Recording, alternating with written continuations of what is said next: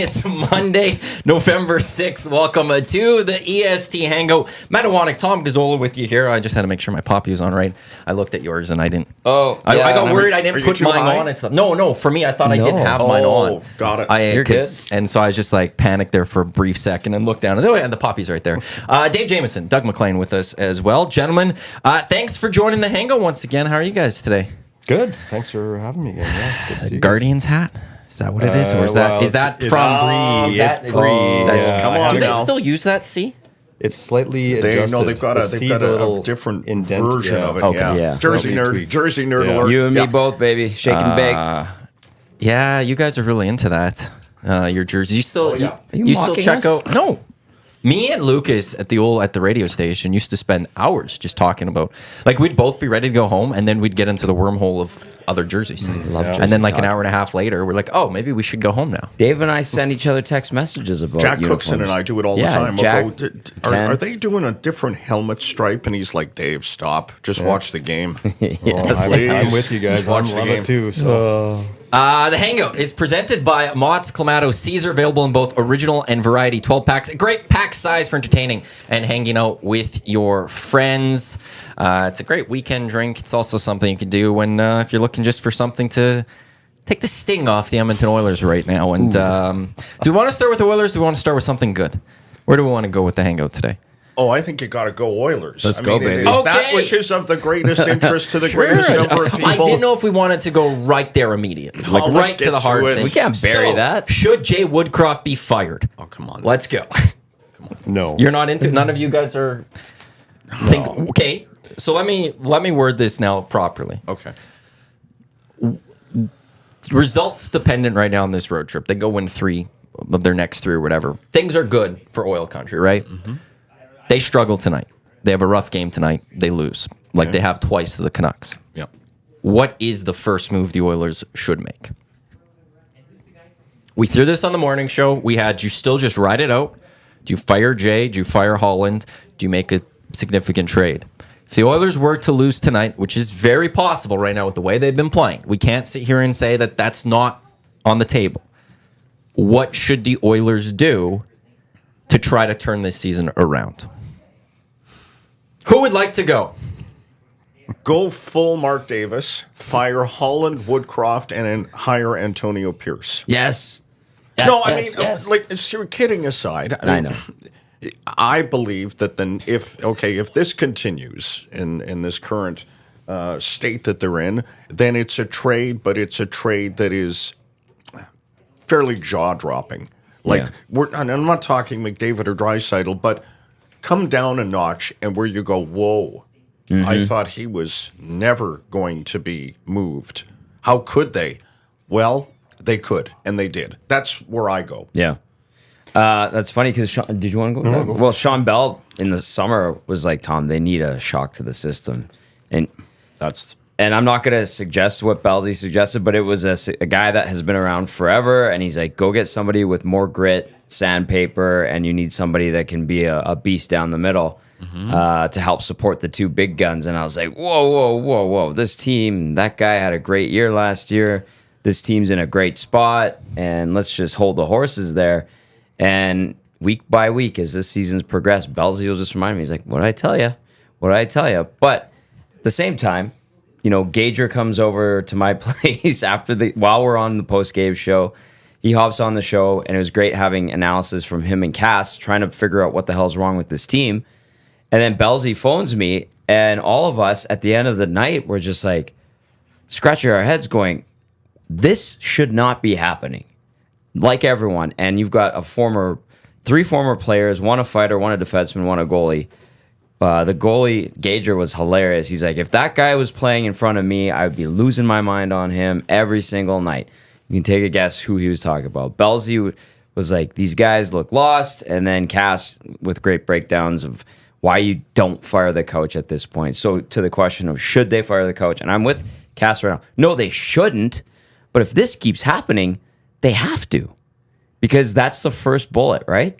And firing Ken Holland in the last year of his deal here and likely as a GM in the NHL, I think is muted impact, if at all. A lot of people would go, yeah, well, okay. Yeah. Sure, enjoy the buyout and we'll see you later. To me, it's got to be if that's the route they're going to go. If they can't play themselves out of it, okay, well then we're taking it out of the players' hands. We're going to jump in. Don't care about the core. Don't care about the loyalties and the family, whatever that means in pro sports. We're doing this. Yeah. Because you're going to have to, I mean, you're painful to watch play, and we're going to create a little pain here. Hopefully they get better in the deal, but it might just be one of those. Yeah. That's fair. No, I mean, it's going to be boring because I completely agree with you guys. I mean, I don't know what else you can do. To me, at this stage, the players have to own this. And I don't know why, like, none of us have an answer why this is going on. I mean, it just makes no sense to me. This is tied for the second worst start in franchise history through 10 games. How is that possible with this roster? Right. But the reality is, and I agree, a trade, this is not 1997 where you go and you can trade Jason Arnott for Bill Guerin. That doesn't exist anymore. But I agree with Dave. Like, that's the only thing you can do. So then who are you looking at? You're looking at, I think I know who you're talking about. Yeah. But you're looking at 93. You're looking at Hyman. You're looking at Kane. You can't trade 93 too. And Just want to throw that out there. that's No the move caveat. cost. No, that's right. And that's one yeah, of the and that's saying, what I who was you saying might to look at. Belsey's, I like- completely agree. Like, I'm saying who you might look at. Yeah. No moves aside for the moment. It's Nuge, it's Kane, it's Hyman, it's Bouchard, or maybe Ekholm, are the five guys that would send the shockwave through. Who else? You're not going to move Ryan McLeod and have the room be like, oh, geez, what are we going to do now? One name that people are probably screaming at their radios, computers, TVs right now are Darnell Nurse. Good luck with that trade. That's why I didn't Good put him on the luck. list. That's why I didn't put him on the list, Yeah. because it's not Fair going to enough. happen. Well, that was the thing. Like Dusty in the morning show today said, it might be the core. It's the core you're looking at. But then that's where, for this season, you're not trading Connor or Leon. The rest of the core really is Nuge and Nurse. And Nuge has the no move clause, so he ain't going anywhere. And no one's taking Nurse right now. No. Can we spend a moment just talking about McDavid and Draisaitl? They look. It's not for me to say whether the effort is there or isn't there. I'm not qualified to say that. But I haven't had, and I think other fans would agree, haven't been a lot of memorable moments. Nope. You know, and I get it. You know, generational talent doesn't always present itself each and every night. It's a hard sport. It's a hard league. It's the best in the world.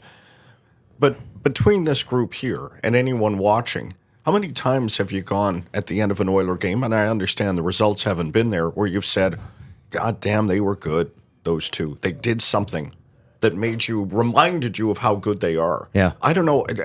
They have been tepid at best. Yep. Goalless, one of them is in 7. I think Yes. it's Leon. And then Connor is goalless in 5, plus a couple of missed games. So tepid at best. That's fitting. I think this is the first time in their tenure with the Oilers, they're taking some heat for their performance, and rightfully so. Yeah. Like, I think when there have been issues over the last number of years about the Oilers, generally it was McDavid and Draisaitl can't do it all. McDavid and Draisaitl can't do it all. Where's the rest of the team? All of that. Right now, I think there is some criticism that's being shown to those two, going, you need to do more right now. Yes, it can't always be them, but at some point it's got to be them. Yeah. And this season it really hasn't been them really at all. And like, I look at McDavid and go, if he's injured, he's got to sit then. Like, get a little bit healthier. And I know that's a tough thing to go when you're in such a panic spot right now. But this, is he gonna? I don't know. I feel like if they're battling some sort of injuries, you're not getting enough out of them healthy. Well, flip side is there's no one to bring up and no one to play, which is a general manager issue. Now, okay, and I said that on the postgame show too the other night was, McDavid, he's probably not 100%. I think it's fair to say that. It's easy to say that, and we have to say it. So we see him with Draisaitl, the nuclear option, whatever. Now, with those guys, even if, McDavid's not at 100%, Draisaitl is having a tough go of it, obviously, offensively. There are things on the ice, and I'll point to the power play, that they do themselves that shoots this team in the foot.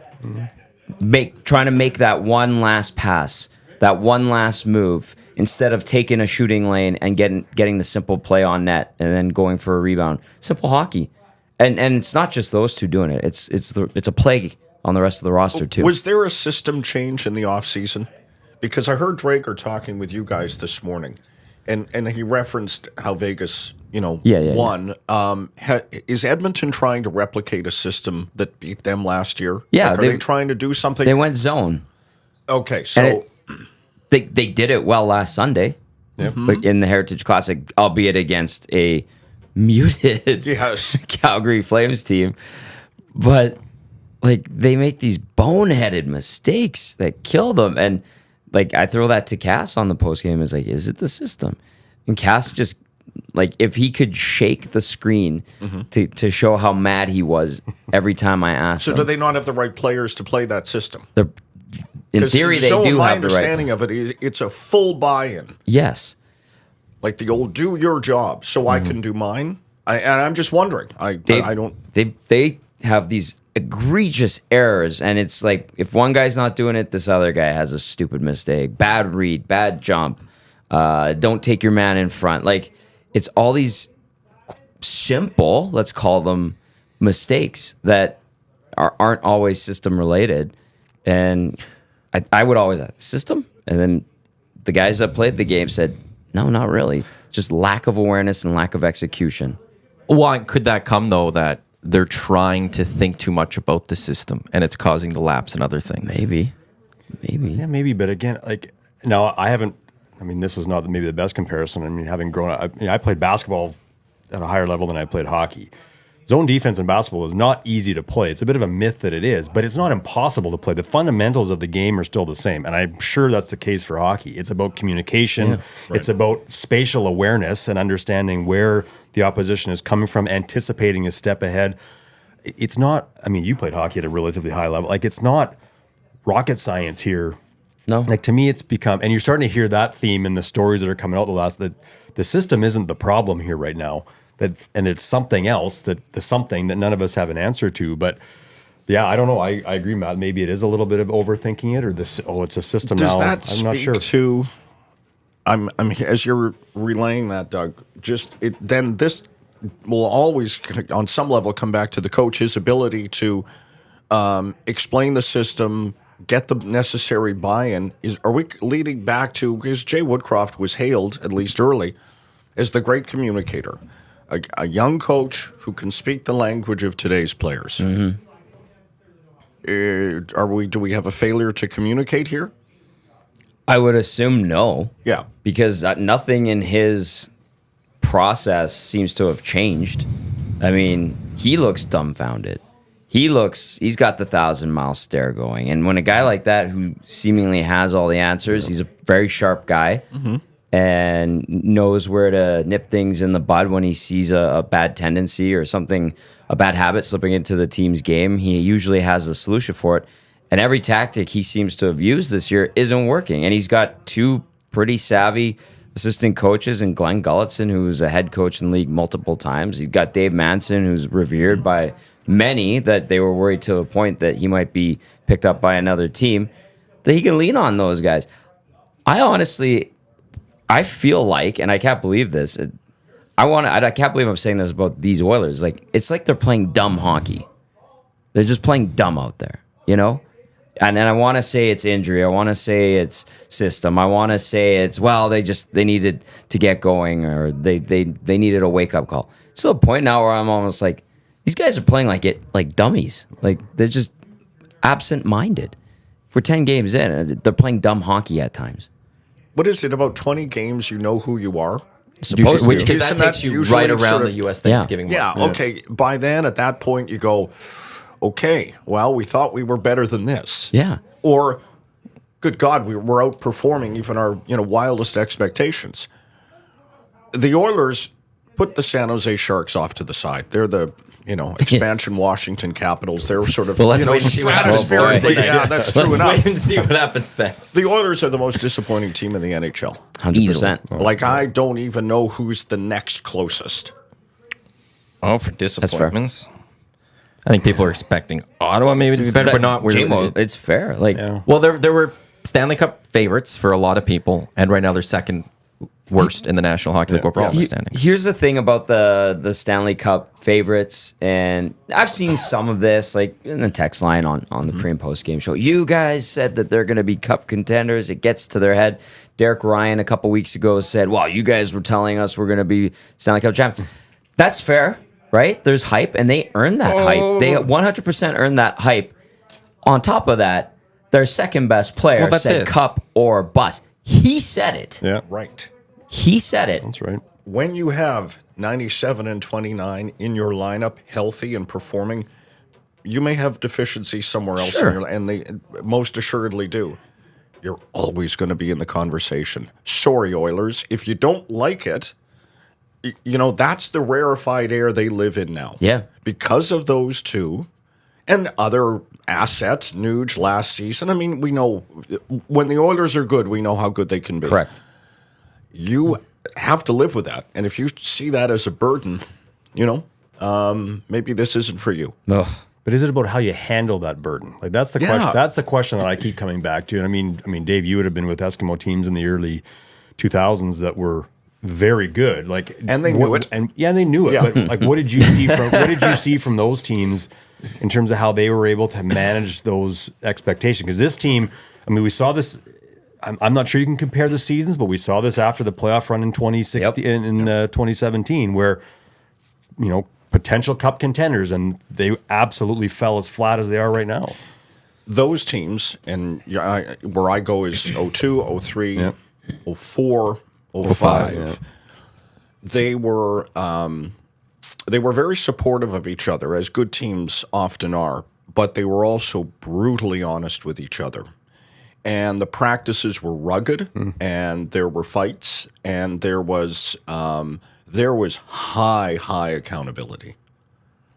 And, there was that 03 team, and I remember, talking to Dwayne Mandrusiak over the years, as I often did, I said, God, what was it like when you're here for 5 in a row? And he said, we played really good teams. There were other very good teams at the time. He goes, we had Warren Moon, and they didn't.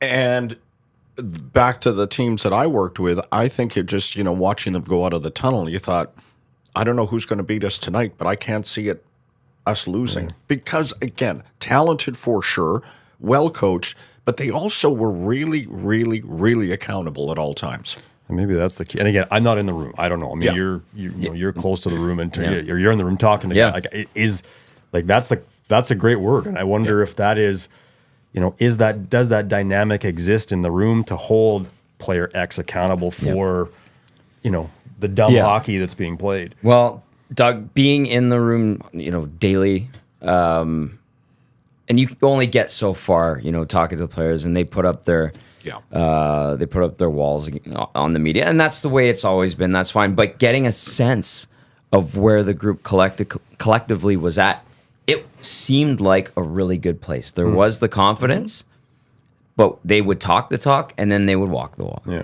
And they, again, earned that right to be in that rarefied air. So everything seemed kosher. And then things started going squirrely and sideways a week in. Week becomes 2 weeks. Weeks and now 3 weeks. We're almost into a full month of the regular season here. And this is just a full-blown what the hell is going on. But and that was that quickly, that air of confidence, saying the right thing, the right mindset, good vibes, if you will, dissipated. Right. And now it's just miserable. The only crack we've sort of seen in the cohesiveness, and you're right, Tom, hockey does a firewall like no other sport. Oh, yeah. Was Evander Kane when he said complained mildly, made the comment about the ice time. About the ice time. Yeah. Right.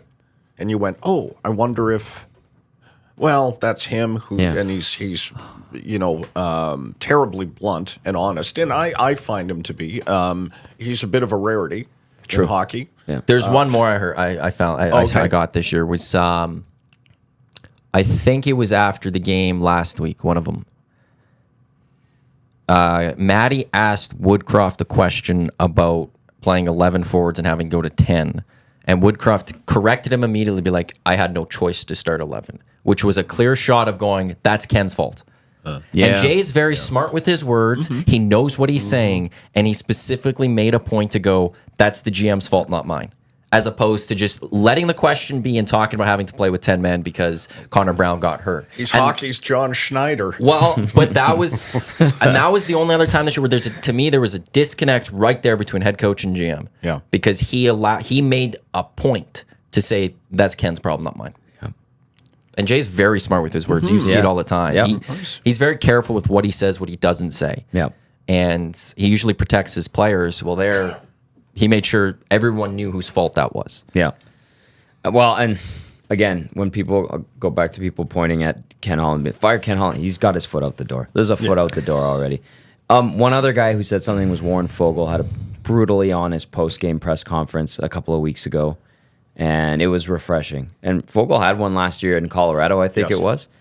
But because it's Warren Fogle, it doesn't go as far. Well, there's only two guys that could do it right now. Yeah. Because if Nurse or Nuge are playing well, they could also say comments, but they're not right now. Correct. So it has to be Connor and Leon. And even though we're saying they need to do a little bit more, they're still top players in the game. They could still speak. Yeah. And it's what point do you get that comment where it's a little further? Drysdale saying, "Yeah, we're making mistakes." At what point do they get really into it? Where it bothers them. Yeah. Where it just they take I don't want to say a shot at a player necessarily, but a real shot at their entire locker room, including themselves. Overall, that real or the way the team has been built. all of them. Yeah. If it goes there, then we're off and running. The press conference the next day of Ken Holland being let go has to happen. Yeah. But there's no way that this team ends up here because they don't. I know this has been said too. Because they don't have Clean Costin and Kyler Yamamoto. This is the part. Bukestad. Or Nick Bukestad. Maybe Bukestad's the one that's maybe a little different because in terms Once of how Oiler, he balances that lineup, he's off to a good start too. I think he's got 7 points in 11 games. Good or something. player. Bukestad. Yeah. But there's no way that you go from being a pretty competitive team last spring, a very competitive team last spring, to this without, in my mind, it being something that is in your mind. It's a head thing, and I don't know how you start to figure that out and where the accountability comes in. And even if they come out and yell and scream about each other to the media, does that really matter? It's got to be what happens in that room, I'm thinking at this point, but I'm not even sure what the answer to that is. And that's where I actually go closer to I'm okay with a coaching change. And I threw it out on the morning show today. To me, it's the backup goalie gets brought into the game because the starter let in 4 goals, but it wasn't his fault. It was the rest of the team's fault, and you're doing the mercy pull. Right. You're trying to send the message to the rest of the players to get them going. Yeah. How do you get that shock into the system of these players to go, they were really good last year, and there's something wrong? How do you get them firing? And it to me, a GM change maybe could do it, because you're now saying Ken's out and you're going, oh boy, this isn't going well, maybe. But for the most part, I think it either has to be a significant trade, which I don't think is likely, that sends the shockwave, or you go to the boys again and you say, look, we have to get rid of another coach. Yeah, and if that doesn't send the message to the players, I don't really know what will. And I will throw this out there, I'm not just saying fire the coach. I would say go get someone like Gerard Gallant, who in his history in the NHL, outside of the Blue Jackets in the early 2000s, comes in and gets the absolute most out of his team for about 2 years. Yeah, then he goes. Then it turns bad, and you got to fire him. Right? But when you're at a cup or bust situation, you got to go get that coach who could take you to that next level potentially, and maybe that is Gallant for a couple years. Well, it'll save one thing because the media won't have to go and get the clips, because you can take the same clips after Tippett got fired, right? In terms of it's not on the coach, it's on us, and but they're getting and so I'm not disagreeing with you. I think you're right, but it's another example of letting them off the hook, 100%. But if you don't let them off the hook, then it either means you have to let this season play out as is, and it potentially will be a miserable season. Yep. Or you got to find a way to shake up the core of that group mid-season. And again, how are you trading Nuge or Darnell Nurse? One guy has a no movement. Yeah, exactly. And that's where I go. I'm not sitting here saying that the coach, it is the right move. After Tippett, we could sit there and say this was needed because of the coach. We could say that for a lot of things. But with Woodcroft, I'm saying this feels like when you want to do cup or bust season, when your season is all about getting to the cup final, getting to the conference finals, winning a game in the conference finals. If that's the only avenue you have to shake the season up this year, I think you have to take it. If this was 2 years ago for the Oilers where you're still in that progression, then you could let the season play it, I think, a little more. But it's not that. It is cup or bust based on what Leon Draisaitl said, not what the media said. Yeah. And you got to do something to send that message to the players for this year to salvage this season. And there is a backdrop. You guys know this. that if they don't win, then you have an unhappy Leon 100%. heading to a new deal, and you yeah. have Final an year. unhappy Connor McDavid. They've both had all the personal accolades they could need Yep. in a career, but they lack the one that matters the most. 100%. So if they're pissed off with the condition and the state of the franchise this year, and they look ahead and go, I don't know if we're going to get better or how we're going to get better. We can only win so many Hart trophies, so many. Okay, now we've got another, the fear is ratcheted up. I know for Oiler fans, I mean, you read online, and this has been being batted around for at least a year, where, careful, Leon will get angry. He could be a Ranger, right? He could end he'd up look in good Los in Angeles, Los Angeles, yeah. And it Thanks for doesn't that. take Yeah. a lot, and this is the beauty of oil country. It doesn't take a lot for them to get fired up, worried, and scared. I've been the guy that always goes against that, fights against their Sure. staying. Because the one thing I've always said is you have to be out of the playoffs for that to now be a real reality. Yeah. If you miss the playoffs this year, to me, that becomes more of a reality. Yeah. Where they want to win a cup. If you're not even getting to the playoffs again, why would they stay here? And that's why, to me, this season now is even more important to make sure you're in the playoffs and have that race to the cup. Because Leon, this summer, you could start having the contract negotiations and the extension. And I don't want him going into next year if I'm the Oilers on a contract year. No. Don't want that at all. No. I don't want. So What does Daryl if you Cates miss the- want? That's where I want to He go. wants to win a Stanley Tom, Cup. You worked in the organization Yeah. for a long time. He's driven, obviously, by a number of things, and he's been very successful through life. Yeah. I can't imagine that this period, albeit 10 games is not a tremendous amount of time, that any of this sits well with him. No. I'm genuinely curious as to where, because there is no voice louder in the organization than his. nope. What he's thinking about what should happen next. Yeah. I've had minimal dealings with him, and they've all been good, but from my understanding, I don't have a bat phone like some of us in the media do to him. So, very aggressive. We talk about Bill Foley in Vegas being very aggressive and meddling. Daryl Cates is very aggressive. To what point is he meddling? I don't know. You hear things here and there. Some of it's BS, some of it's probably true, but he wants this team to win. He understands, like the fan base, that this team and its time should be right now. He wants to give, from my understanding and everything I experienced, the resources, as many resources, the best resources as possible to the group to succeed. So it really takes away a lot of the excuses. Now, is he going into Paul Coffey, Jeff Jackson, and maybe Ken Holland's office, or getting on the phone to them and yelling at them right now? Probably. Yeah, probably. He's probably getting pissed off. But I feel like those guys, Paul Coffey, Jeff Jackson, and even Kenny Holland, are going, do something. Looking Didn't at these guys, didn't do Coffey something. just speak to the team? Him and Colin spoke, Yeah. I think, on the Saturday before the Heritage Yeah. Classic. Hey, here's the thing, though. But I'll go with Kate's. Why is Paul Coffey back in this organization? Did it once, it didn't work. He was part of the Red Wine Summit that was written out different. and all of that. Why is it different? Because his role right now is much more substantial than when he was an advisor. So this is worse, in my mind, if you're giving more power to someone that was already here and it didn't work well. And it's back to Cates just giving his buddy a job. Is he which doing was a the problem job for that that. Steve Stais was going to do for the organization? Probably elements of it. Yeah. Steve Stais was supposed to be the next GM. The Anlauer thing in Ottawa derailed that. Of course. And they parted ways.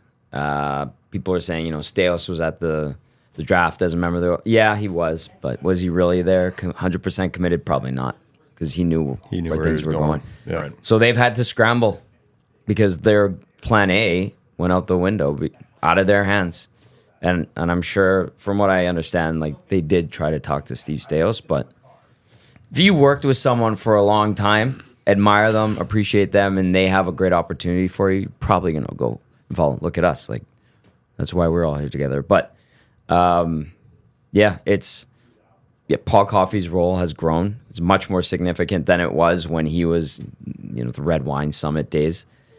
like they called him what was he, an advisor? Well, he's player development. He was supposed to be in Bakersfield, but he was never in Bakersfield. Yeah, and so he's the worthy of role a he promotion. plays now is very significant. Very significant. So even if you move on, I mean, like Dave said earlier, to me, you move Holland, fire him tomorrow. It doesn't really mean much. But let's say it's happening at the end of the year anyway. That's right. So let's say they do. Who is the next guy that comes in, and what does that person? What kind of position is that person in to do anything anyway? Because you're still, just because you move the GM out, you're still strained by the cap. You're not in a position to, as we've talked about, you're not in a position to make a lot of moves. So does the fan base feel better because Ken Holland is gone? Maybe, but I'm not sure that actually changes a whole lot on the ice, and it doesn't, to the point of Staios. I don't know who that next person. Well, in-house even is, especially mid-season. You got Brad Holland, but would he want the job? Yes. If even if with Dad gone, okay, so there you go. Yes, he would. You got Keith Gretzky. Yeah, those are the two. And Paul Coffey. Even though you've said that, I think you've said that you're not that interested in the full GM. He's kind of Yeah. more senior role. So those three Keith would be Gretzky your would want it, internal type probably. thing. Yeah. And then externally, you got to look. But I would think at that point, you're not hiring someone until after the season. I would think. Yeah. And you let Jeff Jackson and Paul Coffey / Brad Holland and Keith Gretzky as like a group or whatever figure things out for the rest of this season. But like if the Oilers announced today, Ken Holland's fired. That's for your fans mostly. Yeah, you placate the fans. That's for your fans. That's giving them something to be happy. You've given them the red meat. With the hope, maybe that's the thing that fires your players. That changes are coming if we don't turn this around. And if Ken's gone now, who's going to be gone next? Type thing. We got to turn this around. You have that slight hope that could go through the locker room, but for the most part, that's for your fan base. It takes away the tiresome narrative that Ken is so old that the doddering old guy that has lost his mojo doesn't, can't manage in the NHL in 2023. I mean, that thing has been played out for so long. Yeah. Ask the Texas Rangers about bringing back Bruce Bochy and how it worked for them. Him and his big hat. Yeah, but you know what I'm saying? Like, Yes. it put, okay, then that's gone, and that's, that's just an irritant, I realize. But I don't know, firing a GM, there may be, I think you're right. That speaks to the fans as much as anything, and I think, gets down to the locker room. Yeah. Players, they play for the guy, they work with the guy standing behind them, yelling at them. Yeah. The GM is a suit. So I want to get to the GM here quickly though, but you bring up something there. Play for the guy behind them. Would an assistant change work? Maybe. Is that a situation where making too many defensive mistakes type thing? Okay, Dave Manson has to go, and that's the shock to the player system is that there are some, Dustin Schwartz even, whatever. But it's the direct. Okay, a change needs to happen. You don't want to get rid of Jay. Do you change a little bit of the bench to send that message? The guy that would rattle the two big dogs if you got rid of is Glenn Gulletson, because he's got their ear. McDavid and Draisaitl really like Glenn Gulletson. But is it Glenn Gulletson's fault? No. Is it Dustin Schwartz's? God, is there a market in the NHL that spends more time on the goalie coach than Edmonton? Are we going to talk about If how there the is, new I'd like to analytics guy is going entertain to that. solve everything? Yeah. Yeah, like Flip side to that is they have a worse save percentage than the San Jose Sharks. So is there something like is that something that is there something behind the scenes that needs to change with that? Like, and that's where I wonder the assistant coach. But to Ken Holland, question for all of you then I guess here: do you trust Ken Holland to make a move right now for this team? he could negotiate a move, and it might get stonewalled by people above him. But do I trust him to make a move right now? Can it get any worse right now? Like, unless he goes into Peter Chiarelli full-blown panic mode and trying to save his job, I don't think that's the case. Okay. I agree, and I'm not in the I hate Ken Holland camp. I never have been. I think he's actually built a pretty good roster that, for whatever reason, is underperforming right now. So to me, yes, ultimately this lands on the GM's lap. There's no doubt about that. But to me, what he's done over the course of the last few years, I think, has actually been pretty impressive, considering where this lineup was. But to your question, Matt, can he pull off a big? I don't know. Like I think Tom's right. You end up having to negotiate something with, again, some of those players that I mentioned off the top, because you just don't have a lot of guys that you can realistically move that's actually going to make substantial change in the lineup or create the shockwaves that you maybe require. Trust Ken Holland to make a move? And he has so few options. We talked about it at the outset of this. let's go to Ryan Nugent-Hopkins. If you believe that that is a deal that could or should be made, and coming off a career year, a guy who is, I think, fair to say, quite beloved by the fan base, can't do it. So where are we going now? Where are we going for something that will make a material change in the way this team plays? Cody Ceci deal's not going to do it. I'll tell you that. We heard all through the offseason now the Toronto Maple Leafs were going to be bigger, badder, tougher, and then until they're not. Yeah. Until Boston rolls through and goes, really? Okay. Sure. Wow. You're tough. Well, and the only reason I brought that up initially was that I just think if you're Jeff Jackson, the moment you don't have trust that you can make a move, I think you have to make a change. Well, and to your point where you're saying they might stonewall, that's what I've always believed with the GM. If Ken Holland comes and says, I'm looking to make this move, and you're Jeff Jackson, you go, nope. That's the moment you have to fire him. Because the moment you don't trust him to make a move, either you have to make those moves or you got to get someone who comes in that you trust making those moves. And for you guys right now, you guys seem okay with Ken Holland if you're Jeff Jackson. I think Oilers fans aren't okay with him making moves. I think he'd probably be more like Peter Chiarelli. But the flip side to all this is what moves can he make? I will say he's the $5 million, one of the highest, if not highest paid GM in the league. Got to get creative then.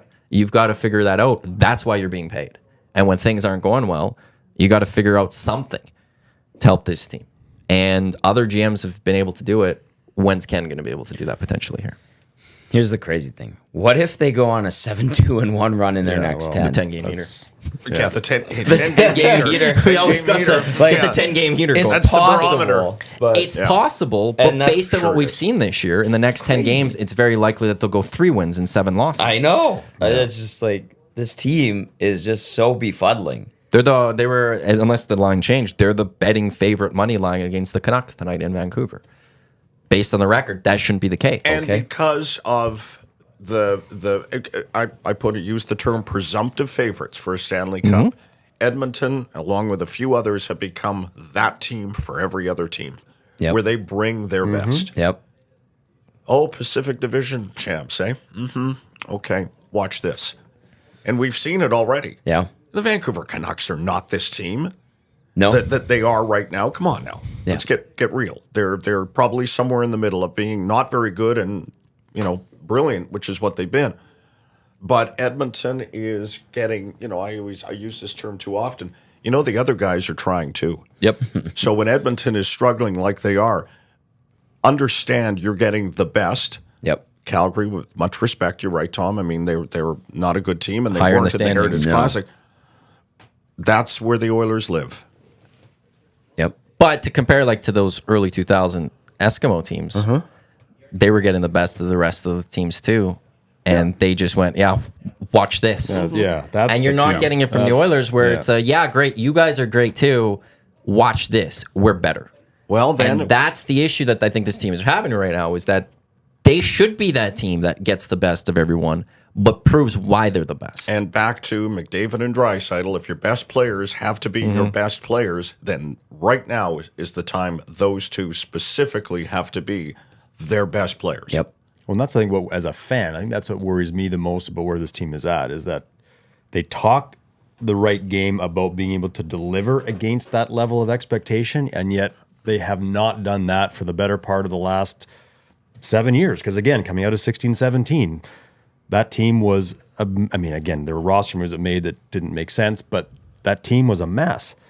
This team looks very similar to that one. They have not been able to match and meet those expectations and say, hey, watch this, like you guys are saying. And that's the part that probably worries me the most. They take on the Canucks tonight. That's to me, I look at Thursday and Saturday as the big games. I think I could see them losing tonight, and you could potentially live with that. You have to beat the Sharks, and that's not a close hockey game. They were supposed to beat the Preds. No, I know, but Yes. the Sharks needs to be a minimum 2-goal win, not an empty netter type thing. You need to go and take out some. If it's just an empty netter, this city might melt down. Well, but that's you need to after go that one. take out some frustration on the San Jose Sharks on Thursday. That's there for you. And then it's Saturday, and it's what happens against the Kraken, who they're trying to get their season going a little bit. They're still sitting ahead of the Oilers.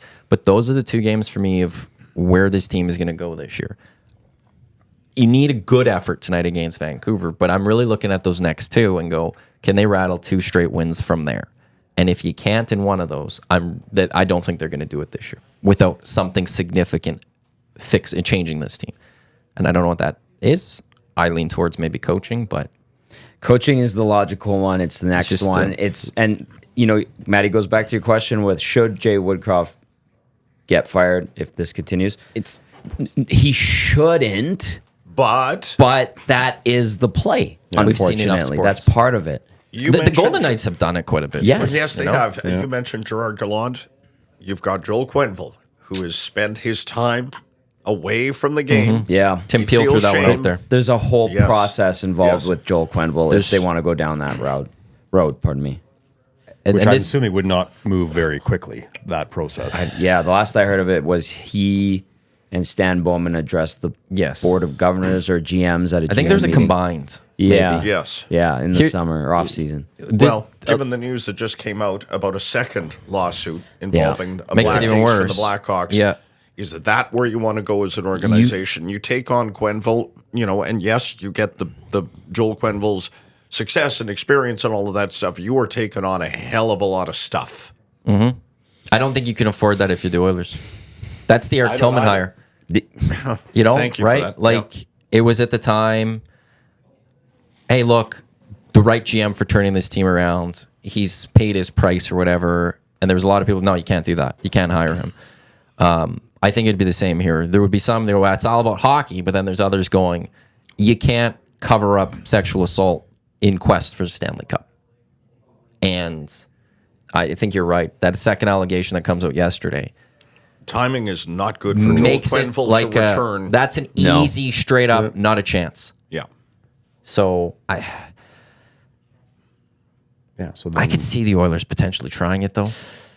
They tried the Virtanen thing even when he was. Tried Virtanen, but They've they had tried a history. it. They've had a history. They've had They a brought in Evander Kane. Yep. Yep. This, I would think somebody in the nasty chat's throwing Alain Vigneault. I think he's outright retired. I think he said. think he I out think and he out said, said, "I'm "I'm done." done." But Yeah. there's another guy that like that, a coach who will have a short shelf life. Yep. Him a little longer than Gallant, You know but what's you get sad? the most right there.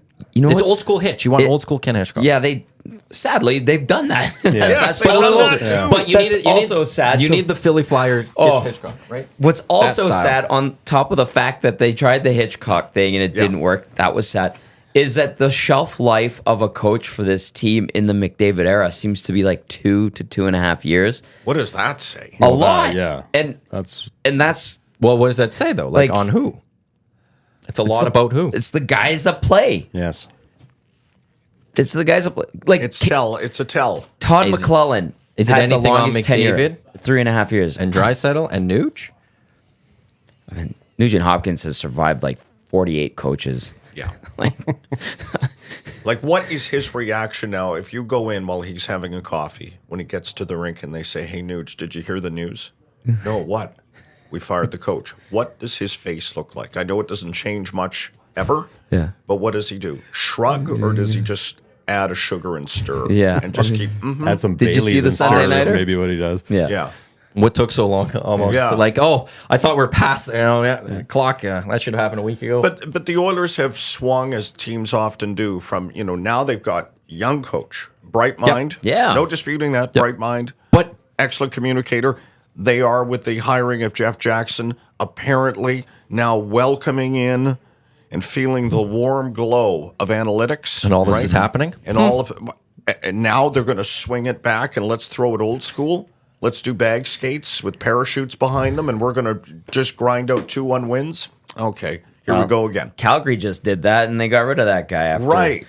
2.5 years. Yes. But I think there's a big difference between Daryl Sutter and someone like a Gerard I Gallant, know. right? Like, he's more new school. It's just he will wear on the players quicker, and he'll be gone quick. But there's- you get that short little bump up for a year or two until it's it's a done. defibrillator. That's the absolutely poof, what it's it the is. paddles on the chest, and it brings the franchise back to life. Now, whether the patient survives or not, Yep. okay. We're not even. Go ahead, Dave. But there's really two kind of coaches: Yeah. good guy or bad guy, yes. Players coach and not and not players yeah. coach. Yeah. I don't know if there's a third option out there, Doug. I mean, I'm trying to think what door number 3 would be. No, that's kind of what they fall into. Coach yourselves. No, I'm kidding. Yeah, maybe. Yeah. But the right play here in my mind is leave it alone and let it ride out a bit. But as you said earlier, because of all the other circumstances around it, contracts coming up, expectations, you can't do that. I mean, this is the classic. I mean, you think of the analogy of having an investment portfolio and you see your stocks dip and you run around and freak out and sell everything off. Right. That kind of feels like where this team is at right now. And if you go and you blow Jay Woodcroft out the door and try to make some moves, and so you bring in Ryan Spooner again or whatever, like that's the part that worries me. Brandon Manning by anyone? Brandon Manning? Exactly. Like to me, the right play is to leave it. I'm not sure that's the play that's going to happen because I think this team is just too talented to be this bad. There's just no way that they're a 2-7-1 team, but they're playing like it. How far are you willing to leave it though? That's I think part of this What's the threshold? is how far can you let this then just ride? Because it does seem like the smart play. To your stock analysis or example there, it's often best not to sell right Just away. sit and Just leave sit, it. let it. One, it's not a loss until you sell. Type right. thing, and you hope that it bounces back up, and that's when you have it. You got to sometimes play that long game. But at what point do you realize I got a loser in this one? I got to sell this stock. To me, it's at least another 10 games. That's probably still isn't enough runway, but it's at least another 10 games before you really look to blow it up. Because to me, this team, you just can't. It can't be this constant churning of coaches every 2 years. It doesn't make sense with this group. We're not even 2 years into 2 calendar That's years right. into Jay No, Woodcroft. precisely, exactly. How many more blasts of But the defibrillator do they I need? will throw the Cups champs. How many coaches have the Golden Knights had in their time? Yeah. They What do they when have, Gallant 3 got in fired, 6 he had a years? winning Yeah. record over there. They brought in DeBoer. Pete DeBoer, and that's led to Now, Bruce Cassidy, And- and in and- that short time, and it's working for them. yeah. They made I was very critical of the Gallant fire at the time when that happened because they were just outside the playoff spot. He had done good things. I was like, well, this seems like a quick pull, but they brought in Pete DeBoer, and boom, there you go. Now, my understanding of how Bill Foley operates in Vegas is also, like I said, Yep. like Kate's very aggressive. And what has happened there, from what I've been told from people in and around that team, is Foley goes to McPhee and McCrimmon, and then they take the heat and they just blow out a coach until the next guy comes in and does better, hopefully. And for them, to their credit, the next guy has generally done better. Right. They've also stocked the team with pretty damn good players. Like that roster, top to bottom, is rock solid. The goaltending was the huge question. Aiden Hill, who was their 4th guy going into the playoffs, becomes their star. Yeah. Like you get a little bit There of are luck no too. perfect teams, but they are close. Yeah, In terms of construction. yeah, Is there higher level of talent elsewhere in the NHL? Yes. of course. One of those teams being right here. But top to bottom through the lineup, Vegas, that's a team. Yeah. Yeah, and they don't rely on goaltending to the same degree as other teams like this one. Although, I mean, as people have said, I mean, if Laurent Brossoit does not get hurt, the Oilers win that series. And they might win the cup. They might win the cup. Who knows That what we're is- talking that's about right irre- now? yeah, You that's- know, that's irrelevant. It's but, I mean, wild that we could say that. The but Oilers had a lead it's in true. every single one of those Yeah. games last year. And it in that series. It honestly could have been the had a lead. difference between the Oilers actually celebrating a cup last year or not. If Logan Thompson was the goalie, Right. Like if Jonathan Quick, they had went with Jonathan Quick, like, I think he would have been okay. like what? It's so many what ifs. But They made him look pretty good 10 days ago, Jonathan Quick. Yeah. yeah, Tom Gazzola, Dave Jamieson, Doug McLean, Matt Iwanyk with you here on the EST Hangout. Actually, something we haven't discussed this entire time basically is the goaltending of the Edmonton Oilers and how much blame should be put on Campbell and Skinner, or how much is this the guys in front of them are giving them no hope? Both, I think. I'll be honest. I remember last spring people talking about, oh, Jack Campbell, what a disaster. I said, relax. I think he'll be fine. You've seen so many players come through year one. It's tough, especially in an environment like this. Don't worry about him. I'm honestly really surprised how much of a struggle it's been. Although I do think there is a combination of him. I mean, there's just no. Yeah. I mean, to your point earlier, I mean, some of the mistakes that are getting made in front of him, you could have both of them in net at times, and I'm not sure it would help considering the kind of chances they're giving up. But it's hard to save backdoor tap-ins exactly all the time. That's right. But I'm surprised by how it just has not taken off a little more for Campbell as I thought it might coming out of last. Who had I'm a the same as terrific you. preseason. Yeah, He did, absolutely. yeah. And you thought, okay, he's built a nice foundation. He's comfortable in the environment, both the city and in the structure of the team as it is or was. And now we're back to last year Yeah. in the blink of an eye. That goal, that first goal the other night was terrible. Yeah. Terrible. I know Gadra and I were talking about that after the show was over, and he was talking about the angle that the D-man, I think it might have been Nurse on that goal, was taking, and Campbell was worried Forsberg would be able to fire it short side on him. That's concerning if that is the case, because you don't trust yourself short side when you're 6'3", 6'4", and you're a giant in the net. And the way he didn't push across, like Forsberg had way too much time to tuck that thing in. Way too much time. That's concerning. And not a lot of help coming back, eh? Like No. there were some people waving. Yeah.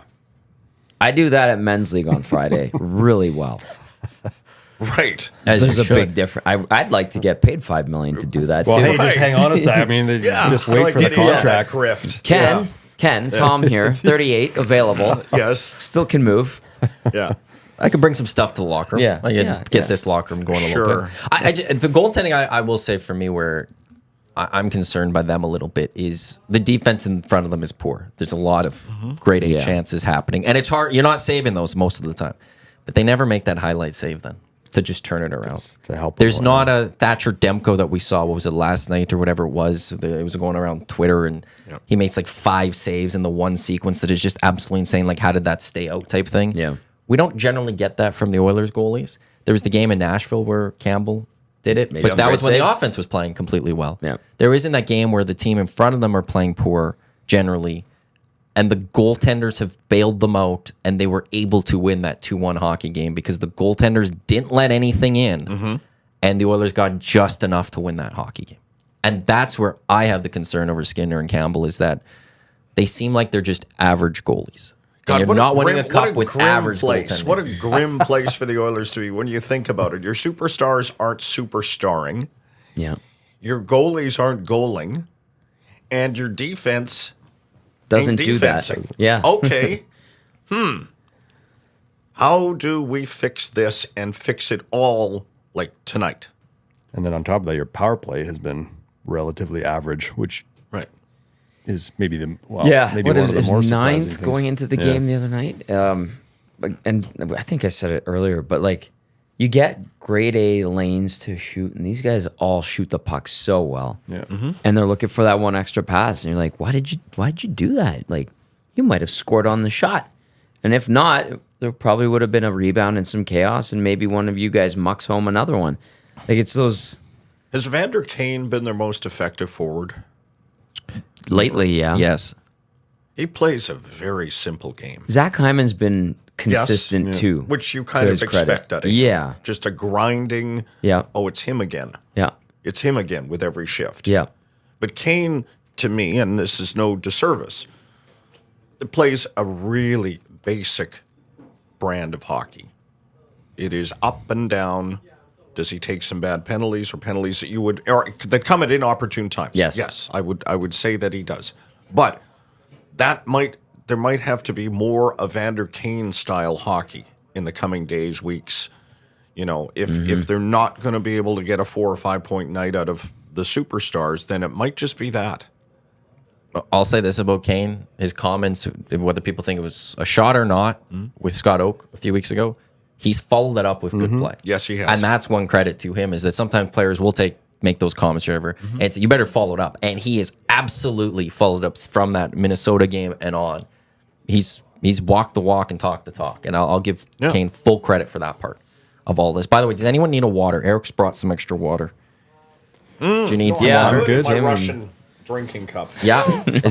Are you almost out, or do No, you need I'm some good. more? I'm good Okay. for a bit. Yeah. Okay. Well, Eric, actually, I don't know if he can hear me. Let's maybe just bring Wes spare one in, just in Yeah, case. we'll for get anyone. some. I said bring in some refills. Yeah, there we go. Just put one on the table if we can get a water, please. Yeah, thank you, sir. One? Just one. We'll share I've it. got.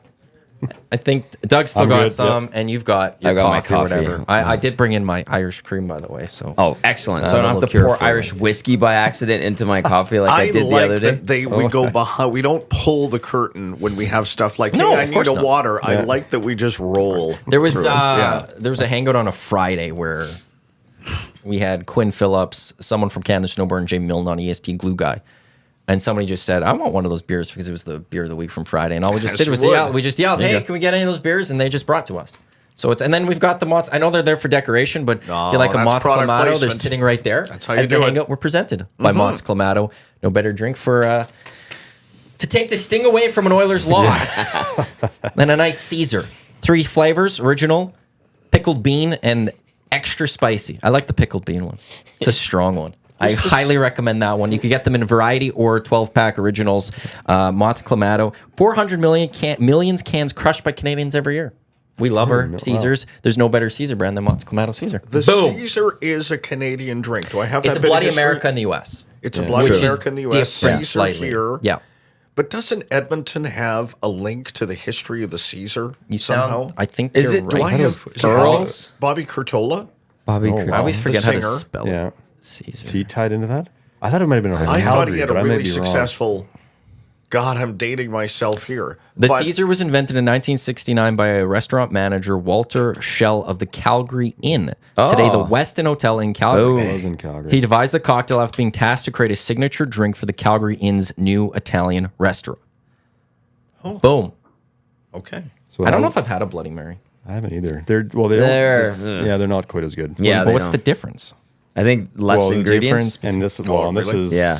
uses Clamato juice, so it's a little. Bloody different than Marys just feature tomato juice, while Caesars make use of Clamato, Yeah. which is a combination of clam and tomato juice. So when I worked for Explore Edmonton, we were in Amsterdam because we had a partnership with KLM, and they were doing this for all their top flyers. They would bring them out to the Schiphol Airport for a few days for different events and stuff. And so we were there presenting with Tourism Jasper, and every booth had to have you're serving something. So we went with the Caesar. So we have numerous Dutch people coming through, and hey, do you want to try the Caesar? And it actually went pretty well. They were kind of curious about the Clamato side of things, like they just really, but they're like, they were like, oh, this is really unique. They liked it. It was good. So it was. So we tried to bring the Caesar across the pond at least a little bit into the Netherlands. I like Caesars. Not gonna lie. Dusty, he had one last week for the first time. Everything is the first time I know. for him. He eh? enjoyed it. He enjoyed it. So that's how you know they make a good Caesar, Motts Clamato. Yeah, Even right. Dusty enjoyed it. And that's always a big deal. Matt Iwanyk, Tom Gazzola, Dave Jamieson, Doug McLean with you here on the EST Hangout. Just a reminder, head to edmontonsportstalk.com, go to the very top of the page, and you'll see something that says EST Shop. What is that? That's our online store. We've got a few pieces of item up for sale until November 15th, and then we'll get the order in. It's all pre-order sales, and then we'll get you the merch December 15th or sooner, so it's all going to come in time for Christmas. We've got hats, hoodies, a champion sweatshirt, toque, coffee mug, as well as the EST hat, which, yes, I am wearing the EST hat today. All that up. EdmontonSportsTalk.com, EST shop right at the top. That's all thanks to our official merch partner, the Hive Product Marketing, products that bring the buzz, the hiveproductmarketing.com. Talk to Chelsea if you need anything done. They've got a lot of great products that you can get for your company. Whatever you might need, check them out, the hiveproductmarketing.com. Are we done with the Oilers a little bit? Have we dissected I them think so. just enough? Yeah, there's a lot of texts that came in, but Yeah. Well, Great- I feel great like a text, buzzard. thank you. We're hovering over a Yeah. carcass, and they're not. Well, in it's- fairness, they're not there yet. But It's a perilously pivotal week. close. I think we can Yeah. say that when it comes to the Edmonton Oilers. This is a very pivotal week. And if things go well, we could pull the hand a little bit off the button.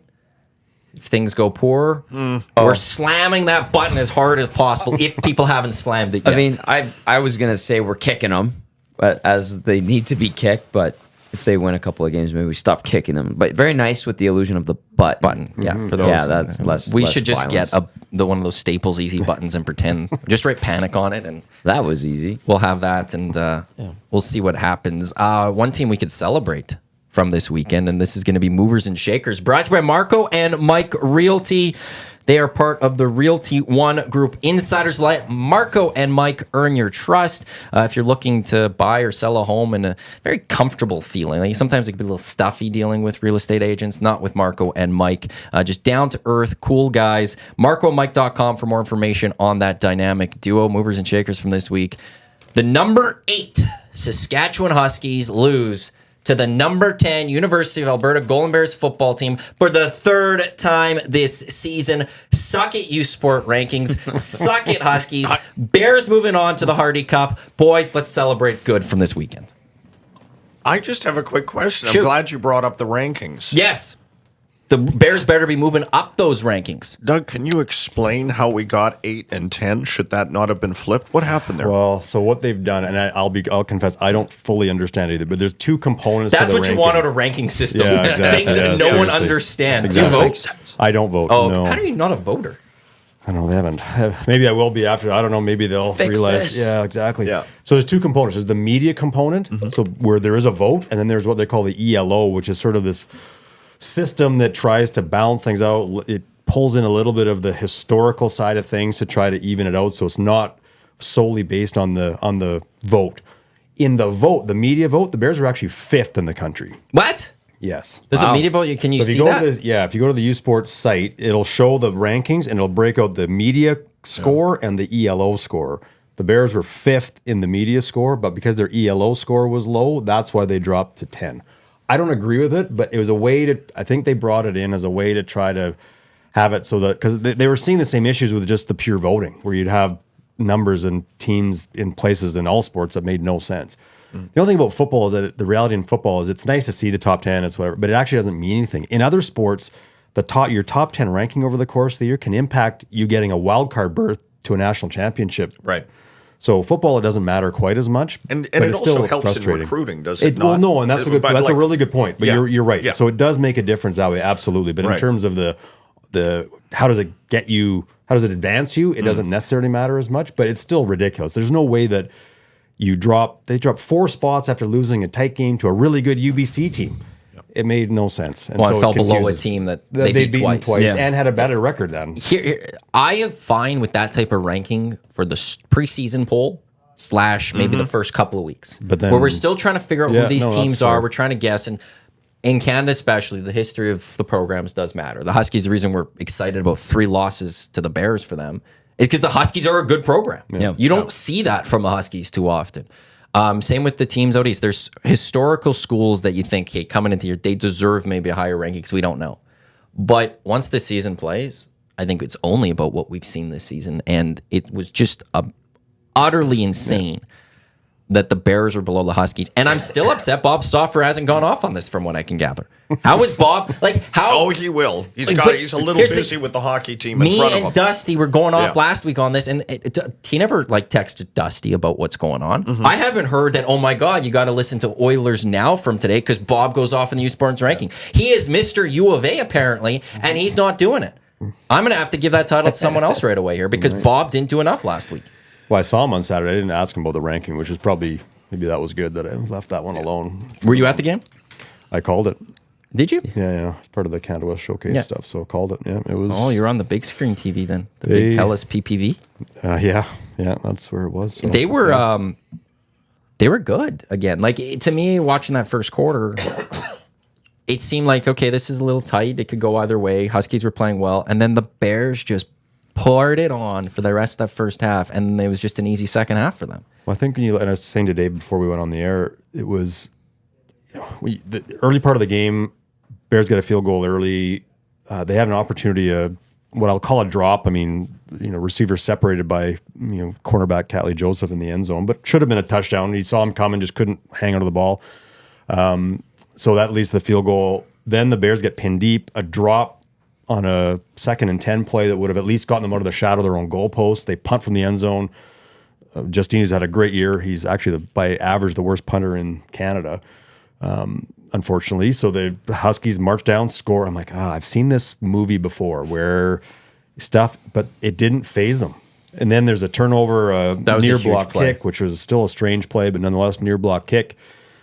Bears score, and then they just never look back. They put up 34 in the first half, and we're looking around thinking, what's happening here? I mean, the Bears are a good team, but to be up by 24 at half, I didn't see that coming. The Huskies were the best defensive team in the conference, giving up just 18 a game coming into this, and they gave up 34 in the first half. We were doing a cool bet parlay last weekend in Edmonton, and of course the Oilers screw us. But for the Bears, the line was set at 3.5. I was like, we need to get that down to 2.5 just in case. Like, this is gonna be a close game. Mm-hmm. Didn't need that point. Nope. Didn't need that point at all because they absolutely just were so strong. And I don't know. What's crazy to me is being at the regular season final game. They do the announcing of the graduates and stuff, and there was 4. Yeah, There's 4 graduates. Like, so this team should roll over for next year for the most part, and that's kind of nice to see. Oh, it's huge. I mean, we talked to Chris Morris last week in prepping for the game, and he said, look, this offensive line, who are quite young, Daniel Shin might get some CFL consideration, but beyond that, they expect them all to be back.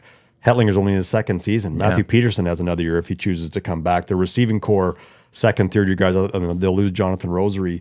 Their linebacking core, Chase Tatteran's had a great year. He's a third year guy. Like, so they don't lose a lot. Now they got to figure out if they can beat UBC on Saturday, and they haven't done it yet. And the weather isn't going to be, well, we're not sure yet. A little bit of rain, but what maybe. did you see from Chris Morris as a player? Did you see like a coach from him? Like, is this very easy to see what Chris Morris has done here? Absolutely, it is. You have to remember during his playing career, for the bulk of it, he was a teacher. Yeah. So Chris, and you have to separate the person you see at practice and in games, and where he was known, thanks to Alfred Payton, as C. Murder, because Alfred Payton said, like, in practice, this is a bad man.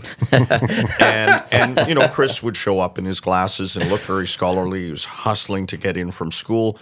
The Eskimos were the last team in Canada to practice. We did it because of Chris, to allow his schedule. And imagine that quote. Changing a whole team's practice schedule. All you needed is just one vote. Oh, yeah? You present 2 options for practice, morning, afternoon. And everyone knew, Chris, afternoon? Yeah. Okay, so what time are we on field? And that's how they did it. But no, absolutely, I knew Chris Morris. I mean, if you'd asked me of the players that you worked with, there are guys that obviously present themselves. AJ Gass is another one. And he is obviously on the U of A staff. But Chris, not surprised at all. What's so nice is to see sort of the fruits of the labors. There have been some tough years. Some tough years. But it also speaks to his ability, and I'm sure drawing on his skill as an educator, the recruiting. Mm-hmm. And what he is able to do sitting at the kitchen table with the mums and dads. Well, and that's a great point you bring up, Dave, because talking to some of my colleagues on the weekend, you look down the Bears roster and how many kids are from Calgary, from Saskatoon, from Regina. That wasn't happening 7 years ago. No.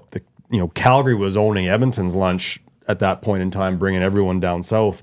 Now that tide started to turn a little bit, and I think it's I back in the day coached some high school basketball. And actually got to coach against Chris when he was, I think it was Emmy Lazard at the time. Mm-hmm. And what I remember, what struck me was, I'm obviously on a different bench, but just how good he was with the kids. Like, he was so, and I've seen tons of high school coaches who are losing their minds and going crazy. And I mean, to me, is just not acceptable when you're dealing with kids that age. He was just so calm, no matter what was happening. And I mean, these are 15, 16-year-old kids, but he was so good with them. And I think, and I'm not in the room either, but I think that's translated into the kind of recruits he's brought in. He's made a huge focus on the academic side. Like, we're going to be a program that brings in kids that want to be here for the academics. Oh, and you're going to play some high-level football too. He's an educator who happens to coach football. That's right. That's exactly it. I've heard it said about Chris in the role he's in now, is I've heard people say, they've heard parents say, I trust him with my son. Right. I trust Chris Morris because of the quality of the individual. I trust him that he will provide a good environment, competitively in terms of the football that they play and how they run the program, and also will have my son's best interests in academically. Yeah. Yeah. That is a high bar, and he meets it. And he's still fiery. I mean, hey, he's still like that edge isn't gone. I mean, you saw that a little bit. I saw it on this weekend. Carter Kettle got hit, a bit of not a bad hit, but a bit of a high one late in the game, and Yeah, they were. I mean, we were on the. We almost could hear what he was saying from the opposite sideline, but yeah, the fieriness doesn't There go are away. people you don't want to screw with. Chris Morris is in that Be group. on that list. Yes. If Alfred Payton's calling you C murder, Yeah.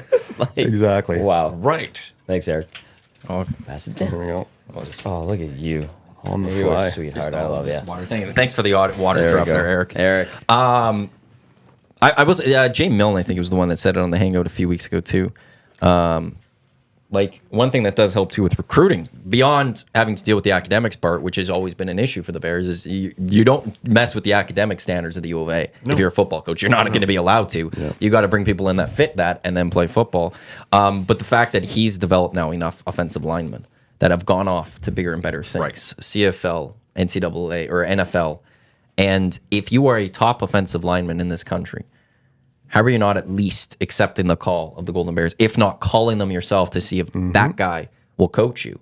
And when you could have a strong offensive line, especially at that university level, that's put you in the right spot. And now they're getting Calgary was the offensive lineman factory. Yep. At the draft, we always heard this which offensive lineman from the Dinos is getting drafted this Right. year type thing, or how many of them are getting drafted.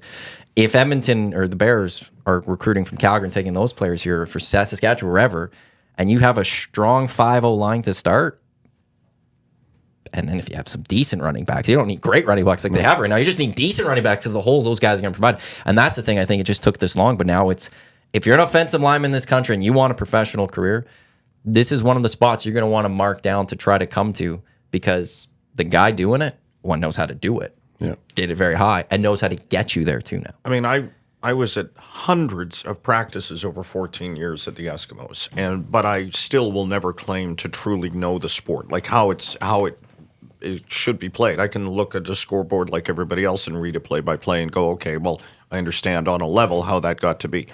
But watching O-line stuff at practices, training camps, watching the work they do, Chris Morris obviously was very tough, a rugged, like really, really, really rugged football player, but also technically very skilled. Yeah.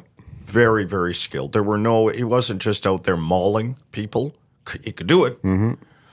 But he was beating you with a lot of this and being in the right position and just being so mechanically sound. Yeah. And you watch this line. There was a game we called earlier in the year when they hosted Manitoba here, and the words that I used, because I couldn't think of I'm not smart enough to come up with a better one. They absorbed the front seven of the Manitoba Bisons. Like you didn't see them. Like they were not a factor at all. Right. And you're still seeing it. Even, I mean, Saskatchewan's got a really good front seven, young down lineman, but Hetlinger was largely untouched. Peterson, they couldn't get him going, but that's because Saskatchewan jammed the box with 7 guys. And open up the passing game. Exactly. So that O-line is the key. I mean, UBC's got a really good O-line too, but this O-line, and they are young. I mean, it's second, third year Shin. I think if he's in his fourth, if I remember correctly, but it's a relatively young group. Call it. Is the Mitchell Bowl being held at Foot Field, or is it going to UBC? Who wins this weekend in the Hardy Cup? Well, I got to be. I mean, I don't know. Are you calling? I'm out there calling that. Oh, one nice. Too, Oh, so, good. Okay, well, I'll be watching you. Yeah. If you don't want to make prediction, I will. Golden Bears win. They don't lose 3 to UBC and Blake Nil. Chris Morris gets it done.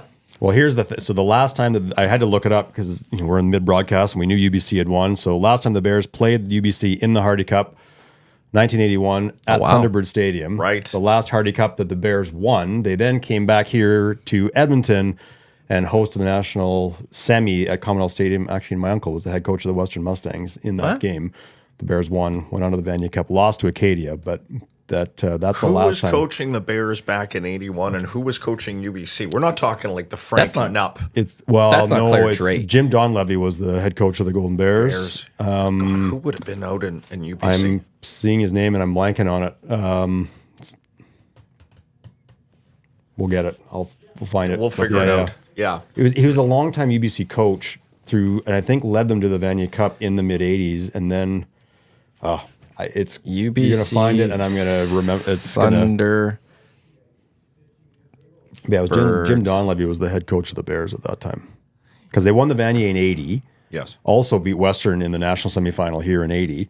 And the Bears program, I know it's so old and so long ago now, it almost doesn't bear talking about, but there was a real fallow period for the program, both on field and Well, financially. I mean, The program got canceled Yes. in the early 90s. It got canceled. Did and it? Then, Yes, and it it got did. brought back. I mean, they never missed a season. It got brought back with Eskimos alumni, and the Eskimos jumped in and absolutely provided supported. financial support. Yeah. Yes. But it was gone. And then that's when Tom Wilkinson came in as the Right. head coach, same time as the same year as Ron Lancaster took over as the head coach of the Eskimos in 91. And that kind of brought them back. So they were steady. And it wasn't even in the 80s. You look, it wasn't as though they completely dropped off a cliff. They were 4-4 and some years where they were okay, but they just never met that level. It's crazy. You think about the fact they haven't won a Hardy Cup in 42 years, and yet I think they've won the third most Hardy Cups in Canada West history. They've got 16 of them. So it shows how good the program was through the 60s and 70s, Yeah. but they just could not maintain that level, and then it really plummeted off a cliff. Frank Smith. I knew it was okay. It was Smith. Frank. That There was in you my head, go. and I couldn't. Why did I say Nupp? Frank Nupp was he up at SFU? Frank Smith. Okay, Yes, yeah, long no. time. There we go. Yeah, I knew it was a Frank. Figured I just that couldn't one think out. of- Okay, thank you. He That's good. he played for the Edmonton Eskimos, won the Grey Cup in 54, 55, 56. Yes. And was UBC coach from 73 to 94. He was there for a long Wow. time. I remember that. He had yeah. 5 Oh, conference oh. titles, And won a 2 Vanier championships in yeah. 82 and 86. Yeah. And then he went to the BC Lions eventually and spent some time with them and the Riders. And he was inducted in the UBC Sports Hall of Fame as a builder in 2012. Stopped coaching in 94 and it took till 2012 to put him in. What are they doing out there? Who got in before him then? I'm Well, sorry. football on that campus, and I'm an alum, didn't have a great reputation, and it was an afterthought. Right? Hockey was under Dr. Bob Hindmarch was the sport. Yeah. You know, they had some basketball was obviously very course. good out there, but football was like, oh, you guys are still playing, eh? Okay, well, let us know how it goes. You know, Bears Thunderbirds Saturday. What time? Do you know? Remember? I believe it's 1 o'clock Pacific, 2 o'clock. So that's 2 here. o'clock here. If you have TELUS TV, it's 2 cents. That's it. Pay per view, 2 cents. I will be splurging at the Iwanyk household. Put it on the bill. 2 cents. Also on and, CanadaWest.tv is the other place you can catch it. Yes. So there are opportunities to watch the Golden Bears look to move on to the Mitchell Bowl. The week after, which would be at Footfield, but to do so, they got to beat the UBC Thunderbirds. That was Movers and Shakers, brought to you by Marco and Mike Realty. Let them prove to you why they are the best team for the job. MarcoandMike.com. I'm actually already excited for Saturday. I'm not going to lie. You're very pumped up. Yeah. I can tell. There's something about there's something about football in November, just in no, you're general. right. And the Elks haven't provided that for us in a number of years. And to have the Bears providing for us, and potentially after, if the Bears win the Vanier Cup, or let's say just get to the Vanier Cup, that means they're playing the week after the Grey Cup's handed out. And I just don't recall ever seeing that in my life, right? Like, it's not something that's been forefront. To have this happen right now is absolutely awesome. And then to go to a football game, there's something about me being insane. I like going outside in that, colder weather. I don't know. There's something fun about experiencing that. And when you get the 0 degrees, -2 degrees, this past weekend was 3 degrees or something, football game. Yeah. Bundle up, get to the game, cheer on the boys. It's awesome. I love it. It didn't last for long, but they paired the Vanier Cup with the Grey Cup. Yeah. They did it in BC. BC in 2011. I went Yeah. to the venue. It And was that was McMaster. unbelievable. McMaster Laval. Yeah. Incredible game. It was crazy. They've done it in Toronto, I think, once. That was Marshall Ferguson, right? In Yes. 2011? Yes. Yeah, that's right. One thing that will always now hurt it is the moving up to the Grey Cup. It went a week ahead of time, right? Right. Yeah. Used to be U.S. Thanksgiving, Yes. same with Vanier Cup is, but now, so you'd have to move the football season of university up a week to catch up with the CFL, or lose a week somewhere of games. Yeah. Which is trickier just because of the start of school and Exactly. Yeah. So that's why I think it would always be quite tough to get that done nowadays. But it was a with them real moving the spectacle in Vancouver in 2011. I remember, it was. there was a whole buzz around the game, obviously in Canada, but And it's a having great that game, as too. part of it was great game, and you got a ticket as part of your Grey Cup ticket. That's I think right. I think it was really smart, and I think to your point, Dave, it was about a showcase of football in the country. Yes. And I think that's where getting back to that would be great. But yeah, here in Edmonton, I mean, if we could host the Mitchell Bowl, I mean, and it'll be the Atlantic team coming here, whether that's St. FX or Bishops. So And that's the winner of the UTEC Bowl, right? That's the coming other out side. of Atlantic Canada. no, the UTEC Bowl is the other So national it's, semi. that's it's like right. West East semi. God, Yeah. I It's love that UTEC Mitchell. I love And that it's- the UTEC Bowl Yeah. is still a thing. Yep. Yeah. Exactly. Atif texts in 780-218-9999. Mitchell Bowl at Commonwealth Stadium. Go Bears, says Atif. Hey, they did it in 1881. I mean, when I don't think the we'd sell Bears enough played tickets. Western, I I don't know if know. it would. I'd happen rather have a again, but- packed foot field, bring in an atmosphere, than an empty Commonwealth Yeah. in a sense. It'll feel empty. Was it packed the other night? The 'Cause west Stoff- side was packed. Okay. It was pretty It full. was starting to fill up. I mean, I can only see East the side. east I from stood on booth, the east but- side. Oh, by you were myself. looking- Yeah, I was one of nice. those few. It's just like me and like 6 other old guys. Like we're by ourselves. course. There's a couple little groups, but for the most part, it's Is just the the old east the guys. grassy knoll? Yep. Yeah, but then Yes. there's the wooden Yes. bend bleachers and Right, stuff. right, I don't know. right, right. I don't know why I like that side. It's just something about being on that side, all right. away from people, I guess. I saw Mooner and Yeah. Stoff. They showed up at a place I was after the game. And they were pretty pumped about it. So Well, did they go to the Should they? hockey too? yeah, they did. They did yeah, a they triple were- whammy that Yeah. day. Well, thanks for the invite, Moon. Hey, you just missed basketball. It was an all U of S, U of A weekend because Yeah. basketball was U of S in town, and then men's hockey, and then football. So potential national championship preview on the women's basketball side. Oh, yeah? U of S, U of A. Yeah. See, the Bears always are great athletically. Like across the board, Mm-hmm. there's a lot of programs they're great with. So are the Huskies.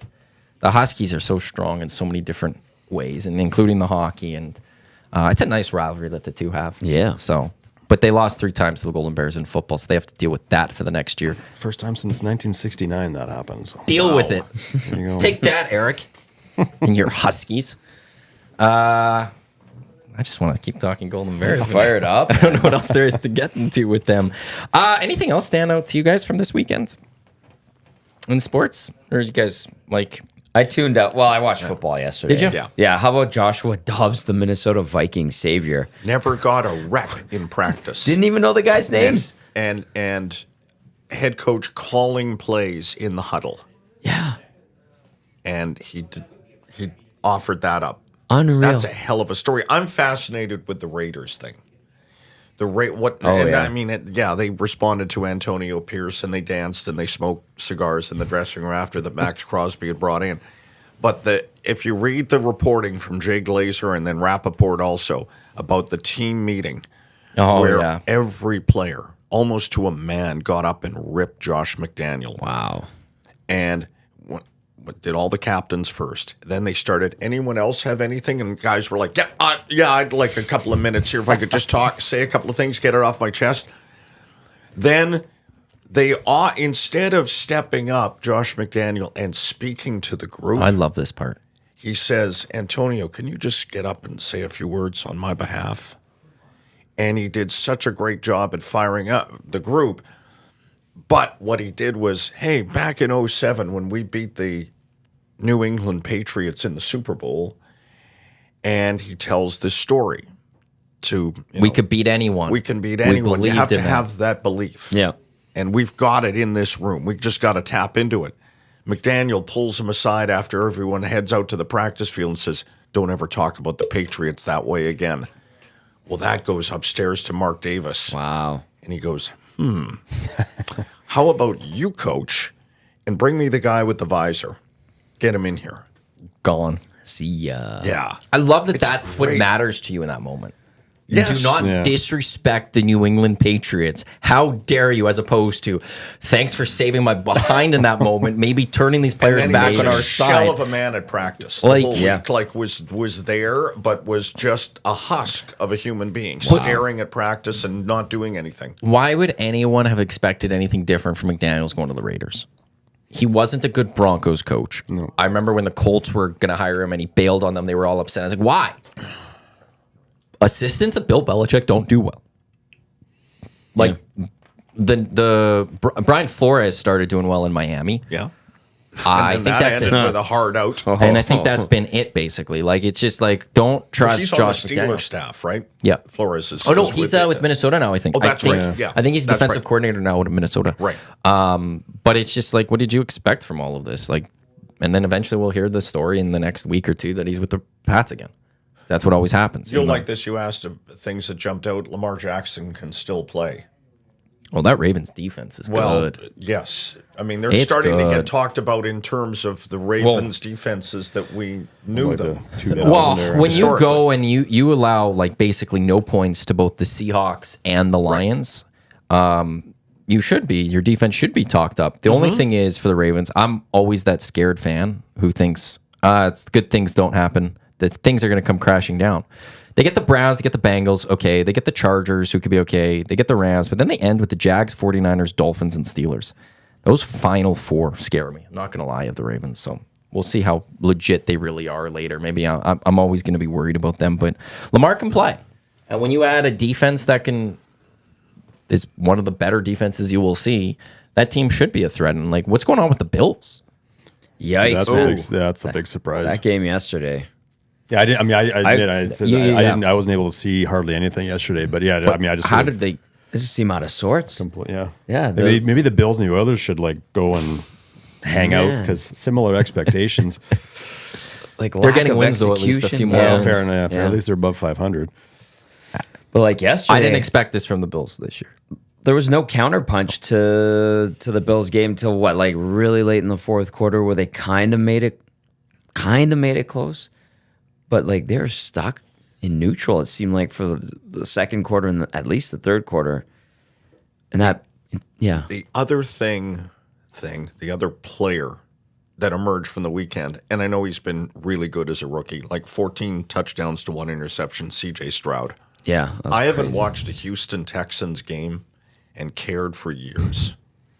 And now I will find them. And I typically go, oh, is it Texans? Okay, what else? I'll go there now. Norman Comborn says Texans are legit. Yeah. Yeah. What's their record? They were, Let me pull that up for you. Now? they 4-4. Yeah, I think they're, yeah. So They are 4-4. Yeah. Only 2 back of the Jags. yeah. So that's When it comes to a playoff, 7 teams make it. They are 4-4. The Bengals hold the last playoff spot right now at 5-3. So they're a game back of the playoffs. yeah. So they're in the mix, which is Bills a are pretty big sitting outside improvement. right now. Wouldn't see that, but no, like you're right. Like CJ Stroud is. I think there was concerns because typically the Ohio State quarterback doesn't go translate well into the Right. NFL, but it's working right now, and they're finding wins, and they're finding it in very exciting ways too. That even if Yes. they lose, that's going to be entertaining from start of the game to the end for the most part. With the Texans. Actually, Dusty had a stat, by the way, from Pro Football Focus. They have some sort of ranking of entertainment value or something. The CFL this year averaged like a 7 ranking or something, and the NFL right now is like a 4 ranking. The CFL game is based on this ranking system that they have, is producing more entertaining football games in the NFL this season.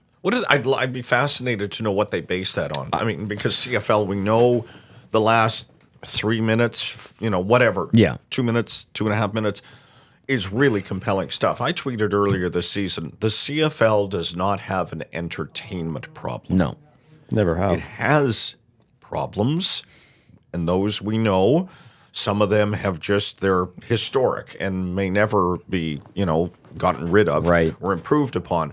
But entertainment and an entertaining brand of football, the CFL almost weekly delivers. Yeah. Winning football. I mean, I went to Elks games, and the results may have been disappointing, but I came away going, you know what? There was some good stuff out there. Yep. Well, the league needs to get a hold of this ranking because, I mean, perception is often the challenge that this league faces. And so not that one little ranking system is going to change that, but you start to get that narrative becoming a little bit more prominent than I think it often is. Because you're right, Dave. I mean, more times than not, the games you're watching north of the border are more entertaining. I mean, I was at the Raider game a couple weeks ago against the Patriots. It was not a very entertaining game at all, frankly, between those two teams. But that's one game. I mean, granted. But on the whole, yeah, the CFL doesn't lack that, as you said. And we should be in for 2 great CFL games this coming weekend.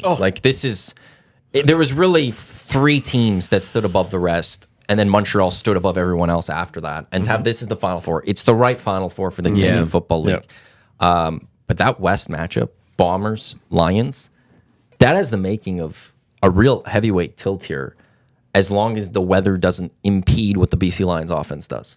That's the only concern I think I have, is that if it gets a little too cold or windy or something, can VA do what he needs to do? And does the good VA Yeah. Yes. Yeah. show up next weekend? Has he arrived? Is this it? Is this it for Big Play VA? Finally? Well, it the hasn't Bombers been a too much? straight arc No. for him. We know, right? Through different cities, too, Through different yeah. cities. 2019, he looked amazing with Yes. the Als. Then COVID hasn't got there, and now this year he's been up and down. Like Yeah. for I think 70% of the season, he's been great. Yeah. and then 30% you go, oh, really? The other night, I was like, wow, damn, he's ready. This is it. Did VA not take over? Who did he replace? Was it Pipkin? Oh, who in Where? Montreal? 2019, he was with the Alouettes, correct? It might have been Pipkin. Didn't Pipkin get hurt here? Like early Yes. in the Yes, he season? did. And I then think Vernon you're right. Adams came in, Yeah. Yeah. and then went on that run, and you went, oh, okay. And they were winning some comeback games. Right. With Kahari Jones is the head coach, Yes. who I'm really sad he got fired because he seems like just such a great coach. Mm-hmm. Like he was having fun with the Owls when he was the head coach. He was dancing to music and stuff. Yeah. It didn't seem like he was as crazy as other football coaches generally are. He was having fun. There's a good And that's example. Somebody had to take the fall in Ottawa. Wasn't going to be Bob Dice, so they had to find somebody, and it ends up being Kahari Jones, which may be fair. I mean, but again, when you're starting quarterback. And they He's hurt. had 3 starting quarterbacks this year. Yeah. Because Mazzoli gets hurt early. Yeah. Yeah. And they rip through. Well, they had Dustin Dustin Crum. Crum They was the had guy who's the other guy that they had? Why am I blanking on that one? But Mazzoli started the season Yeah. and then blew Got the it. Achilles, right? Yes. Again. You were right. Yeah. First, actually, 1 year he replaced Johnny Manziel Yeah. in Montreal. But then in the 2019 season, he was the backup behind Pipkin. Right. He suffered an injury. Adams took over, and then he just ran away with it. And that's when they had the really good season. Yeah. And then he hasn't been able to find that magic again until this year, really. And I don't know. It's you've got two really good teams going at it, and I kind of would like the BC Lions to knock off the Bombers. It'd be nice to have fresh blood in a Grey Cup from the West. But at the same time, an Argos Blue Bombers Grey Cup rematch, The rematch would be a heck of a game. that's a story. Yeah. Like, one, Argos being just unbelievably great this season. And how cool is it that Chad Kelly, who you could say won them the Grey Cup, came on in relief, right? And McLeod Thompson then follows it up the next season by taking that and not going backwards, developing, really planting himself firmly as a starter and Yeah. a damn good one in the CFL. Superstar Because in the you could see CFL. someone come in and do great work in relief and then go into the next year as maybe the presumptive favorite to be the number one, and it not work, and it worked. It's very cool. Yeah, now to see, can they, unlike the 89 Eskimos, can they take the 16-2, Yes. win the final, Yes, and then yes. get to the Grey Cup? That'll There's be the one test. reason I don't want them to win the Grey Cup. And it'll be the same reason as mine. They're one more further away from Edmonton franchise. One more. Yeah. I want in my lifetime Edmonton's football club, Eskimos, Elks / Elks, have more Grey Cups than any other franchise in CFL history. And if the Argos get another one, and I need to see another Grey Cup. How many have they got now? The Argos? 19? I Well, think they've been running for a long They've been, time. yeah, a lot of those Yeah. are 50 a lot of those are years. so. pre-1950. It's not so. city. I'm going to go with because obviously Toronto's going to have more as a city, and they had a 'cause bunch of the different UT iterations. were Grey around Cups, they have 18, 18. and Edmonton has is it 14? 14, yeah. So you go to 19 now. I got to see 6 Grey Cups. We got to see 6 Grey Cups by the Elks with the Argos not winning again for them to pass. Like that's the only reason I don't want the Argos to win. I want that, but I also don't want the Bombers to win. So go Lions. The Elks really haven't been relevant or in the mix since 15, right? No, No, I'd go 14, further. 14, 15. They I'd were go relevant, further. But yeah. They haven't been relevant really since 05. They've had 2 good years in that almost 20-year span. Well, even 05 wasn't a great year until they got hot in the but they got hot in the If playoffs. they win that last game of the regular No, season, true. they finish first in the West. Yeah, no, fair enough. They tie, they finish second. They lose, they finish third. They got destroyed. Yeah. So they were a good team still that year. Yeah, no, they were a good I will team. say that. They were, But that was the end. aging, That and was now the it's end of that great team. Yeah. But Yeah. really, when you look at 06 to the 2023 season, which we're closing in on 20 years, there's only been really 2 great seasons. Yeah. I've been a season ticket holder since 06. It's your I'm just Oh, like, God. Because 12, they hosted a playoff game, if I'm not mistaken. yeah. 11. Was it 11? Yeah, because that was Ricky Ray's last game as an Eskimo, last home game as an Eskimo. Because 2012 was the Stephen Giles era. Oh, yes. And then The era. they had 14-15 where they were one actually year was too long of an era. they would have won in 14 if Riley doesn't get hurt, I think. And then they've been bad again. And so it's just like haven't hosted a playoff game since 15. And again, in that time, in those 17 years, I think 3 playoff home games. That's it. Yeah. And that's not good enough for that franchise. And that's why the Argos have been able to pass them. And honestly, this is the thing that bothered me at the Labor Day this year. The Calgary Stampeders own the record against Eskimo/Elks for Labor Day. Yeah. And the Eskimo/Elks had a massive lead going into this last 15 years.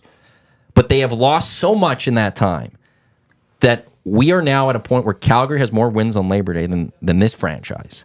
And that shouldn't be the case. But they've blown. And that's why I really wanted them to win this one this year, especially, was to stay, because it was tied, get back in Edmonton column, but they had to blow that lead. Like my tenure as a season seed holder of the Elks/Eskimos, I did 7 Labor Day Classics in a row. Did you see a win? Took the bus down every year hoping for a win. Didn't happen. We're doing an EST Labor Day this year. We should. Me It's and a you. lot of fun. I don't think Eric will go and Dusty can't go, so it'll be up to me and you. Okay, let's do And it. if you guys Let's want in, let's all go. It is fun, That's but all I we'll haven't have seen a some lot of fun. wins down We'll there see. either. No. So. But no, that's so like, yeah, the Elks have really blown it this last 2 decades. So And to the person out there I'm that's not like, mad. I'm not maybe mad. it's you, Tom. Maybe it's you. I'm not giving up my season seats. But look, next Damn year, right you're not. Next year is their 75th anniversary, Right. 75th season. Right. Yep. Right. So maybe this is the, maybe it's the demarcation point of a bad era. There's going to be a lot of reflecting on the past for this. Yeah. That happens in the 75th. But I think for me, as proud as I am of the history that I was part of in the time I was there, maybe now it's truly time for the Elks to start making Yes. some history. Good point. And Good history. Good history. Yeah. they made history. They part of the longest losing streak at home. So Well, they're yes. in the history column. There was a little bit of the Eskimos in there, but they're in there too. Yes. Good history. that Yes. old thing. Good history. I got to get into the good history Yeah, here. yeah. But that's sort of like, okay, not that era, the Okay. Eskimo era, is ever going to end. You No. inherit the history, and the colors and the stadium and all the other things Yeah. that go along with that. But now it's okay. You got to start making, because I had a discussion recently with who's the first elk to go on the Wall of Honor. Elk Only Elk. only. The potential is there. Let me just start going through my mind of the players. I know it's early to Very fresh. Yeah. The ones that would come to mind, I think of only maybe 2. You've got Trey Ford, depending how his career looks.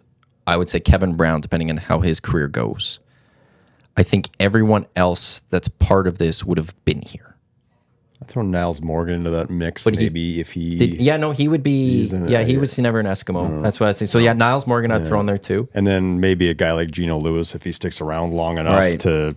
But God, nobody stays long Well, no, enough that's, anymore, that's the you know, problem. to So get- to you, That's I think true. that's Yeah. what your point's bang on. That's It's true. Probably I'd have to Trey look- Fords of the world Yeah. who more likely to stay in one. Like who was the location longer. Stampeder who retired yesterday after 9 years? Charlie Power? I think he was that's fullback. right. Yeah, and I think he handled long snapping or something else. And a really good, solid career, but guys aren't staying anywhere for that Except in long. Winnipeg. They have done yes. a great job of getting those guys to take less, stay, and build something. Mike O'Shea, Kyle And- Walters, Wade Miller. Yeah. And at what point do other teams start going to their players and start getting the same thing? Be like, yes, you can go to that team and make 10,000 more, or you could stay here and we could build something. But in the league that doesn't make that much money, 10,000's a lot. Oh, sure. And that's where it's going to be. I'm intrigued. For the Elks, let's go on the field. What's the biggest priority for this team this offseason? O-line? It's a good place to start. Yeah. Yeah, Give Trey Ford half a second more Yeah. every snap. that's where I'd spend my money. Yeah, if the receivers are back, I think Moore's the only free agent Yes. from the receiving I core. would bring back Kyron Moore. I would too. I would love to Absolutely. move on from Dunbar to free up cap if I Yeah, need that's to. a good point. Yeah, that's probably. I think fair. Lewis, Moore, Mitchell doesn't make enough. I'm hoping for a bounce back season from him. Yeah, he's I think quiet those this year. 3 would be the way I'd go and try to save some cap with Dunbar to fill up another spot. Yeah, I'm with you. I'd probably look O line. Yeah. So if Trey Ford is your starter, and he is, you're going to have to get a less expensive backup. You can't though. because Cornelius has some guaranteed money. He's got like 100,000 guaranteed money next year. But now he's not like a $400,000 No, quarterback, no. right? I think he's like 2 or 3 or something. And this is Trey haircut Ford, time in the CFL. Yeah. I mean, Yeah. right And now. Ford is still on a rookie deal. Yeah. So I think overall, if those are your 2 quarterbacks, cap wise, you're fine. I think. Again, this is where the CFL needs. Like I will like you need a cap friendly. In a sense, where like I will say, you don't need to tell me what each player is specifically making each. Tell me how much longer their contract is, and break it down. I guess by position, maybe it's a little too obvious who they are, but break it down to a degree of so we know where money is being spent and where are they to a cap, so we can have a better and more intelligent conversation on this, and a more informed conversation of what the Elks should be doing. And you and I, over the years, half jesting, I always maintained, and even when I was working there, we should just lie about the salaries and say Ricky Ray makes $17 million. And people would, because, there is if you're only making that, then you can't be that good in professional sports. Right. So at the end of the day, who's going to know any different? Who's going to know? Right? Just the player. You're sitting there going, you're saying I'm making $10 million and I'm making 10,000 or 100,000. Hey, I've told the Bertrand Berry story when we had a show together. Oh, my where goodness. Bertrand Berry comes in from Notre Dame. Star, how he washes up on our shores, I don't know. Paul Jones found him or convinced him to come from Notre Dame. Comes in, does a few practices. I think he plays his first game. And he comes in one day to the office and, knock, knock, knock. I'd like to see Tom Higgins. And I want to talk about my contract. I have the paperwork there. And he sees the number because he came in late in the year. Mm-hmm. And he sees $30,000 Canadian. All right, now that's disappointing on a level too. And then, so he's getting some clarification. And he goes, "Now this 30,000 is per game, correct?" And Tom goes, "Well, son, no, this is for all of the games remaining." And a long pause, some heavy thought, and he went, "Yeah, not for me. I'm out." And he was gone. Yeah. And then the next time anyone saw him, it was like Joey's on Jasper and they're watching the Monday night game and he is running wild for Denver. And then he ends up being the highest paid defensive player in the NFL. Yeah. Great Cardinal. Great card. I think And it was You don't have a lot of weird. those. I remember. Yeah. So in the Cardinals house, it's a short list of great Cardinals. Jim Hart is on that as the quarterback. But when the Cardinals made the Super Bowl, their PR department contacted me and said, "Hey, listen, Bertrand Berry, we're doing a piece for the program or whatever the hell it was. Do you have a photo of him as an Eskimo?" And I'm like, "You know what? We do." And it was like the one shot of him. Yeah, it was great. I'm sure he wanted that story told of him in the CFL. Like guys were seriously, they like Mobley and all those guys. They go out for dinner and they're watching the Monday Nighter and they're like, that dude was with us. Yes. Wait, and that's a time when on social media that you would have known that ahead of time. Yeah. And That's J-Mo, when you just find. I remember him in his very brief tenure as an Eskimo. And then watching when he got to the Cardinals, I was like, "Oh my God, this guy's a beast!" And he played for Edmonton. I'm like, "What the hell happened?" And Until I just a guy met you, here. I had no And idea. just a guy. He was a jag. Just a Yeah. Jack, you're like, okay, wow, you went to Notre Dame. That's cool. Did you touch the little sign and all that stuff? Wow, neat. And then you go, okay, can you play? And he was just a guy, like a large human, but just a guy. No, he's a legendary Cardinal. One of 17 over the course of the last 110 And years you can of Cardinals follow football. him on X. I think I do now. So I think he does radio in Yes. Arizona now. Yeah. Okay. Yeah. Well, I think we need to get him on to talk about his time. That would be with the amazing. Elks. yeah, Yeah. Only talk about that. Yeah. We're gonna have him on, but in the end, we just want to know what your time with this team. Double E, Yeah. Bertrand, double B. Do you say bone still? yeah. I'm sure he does. Like I'm sure he fond memories. He's got the hoodie somewhere. Does he come back for the 75th anniversary I next don't know year? if he would Does he have get got the a call? hoodie. I don't know if he would have got a hoodie. Is he part of the alumni? Have you guys reached out to him like, hey, do you want to be part of this? Do you want to wear the yellow The uniform? hoodie wasn't in the contract. Could negotiate that in. Only some guys got hats at news conferences. It's actually fun. I haven't told you this story. This year I was going to a game on the LRT, and as I was going, I look over and I see a guy decked out in Elks gear. And like Okay. I'm getting there for just before kickoff, and I'm like, this guy is loaded with like Elks gear. Like he must be a player or something. Like practice where I'm like, it's a little late, but he was wearing a hat with the tag on it, and I was like, he's got to give the hat back, probably, doesn't he? Yeah, the hat's going full back tag, into the inventory. full price tag, everything on it, and he was wearing that with his full gear going to the game and stuff. And I was like, yeah, that reminds me of the stories you said about drafters. And here's your when hat. I'm Terry gonna need Vaughn that was back. in, I reminded him. I said, "You remember the news conference we did?" He's like, "Yeah, I remember that." You know, he came in, and I said, "I gave you a hat, and I took it back." How? Put it on. I'll keep the tag over here. We can put it back on in the store. Put it on for the photo, and then give it back. What? They don't have. They can't have- afford that. We gotta- seriously. Was that before the Reebok deal? And I know they Oh, went yeah, to we were probably in Adidas or something. Yeah, I yeah, can't yeah, remember. yeah. This is like but it was just 99 or like- something? No, like we 99 or don't something. have that stuff. We can't, Wow. hand you a, Now it seems like the team gear for every team almost is like candy. Is here, I gotta get rid of it. Gotta get rid of it. Wow, Then it someone- goes to the yeah. team store with what's ever left. And Give me one of those starters jackets. those are nice. Hernan has one. Did he keep the tag on it? Of course he does. I hope not. No, I think times have changed. Back They- then, yeah, we yeah, were yeah. running. We So were that guy was still running- wearing his running price tag on his lean. hat. We were running. He was still lean. wearing the price tag. We were telling because you have the best stories we were talking about on Friday. We got into the neon green story on Friday with the Oh, yeah. contact lenses. Oh, That was listen.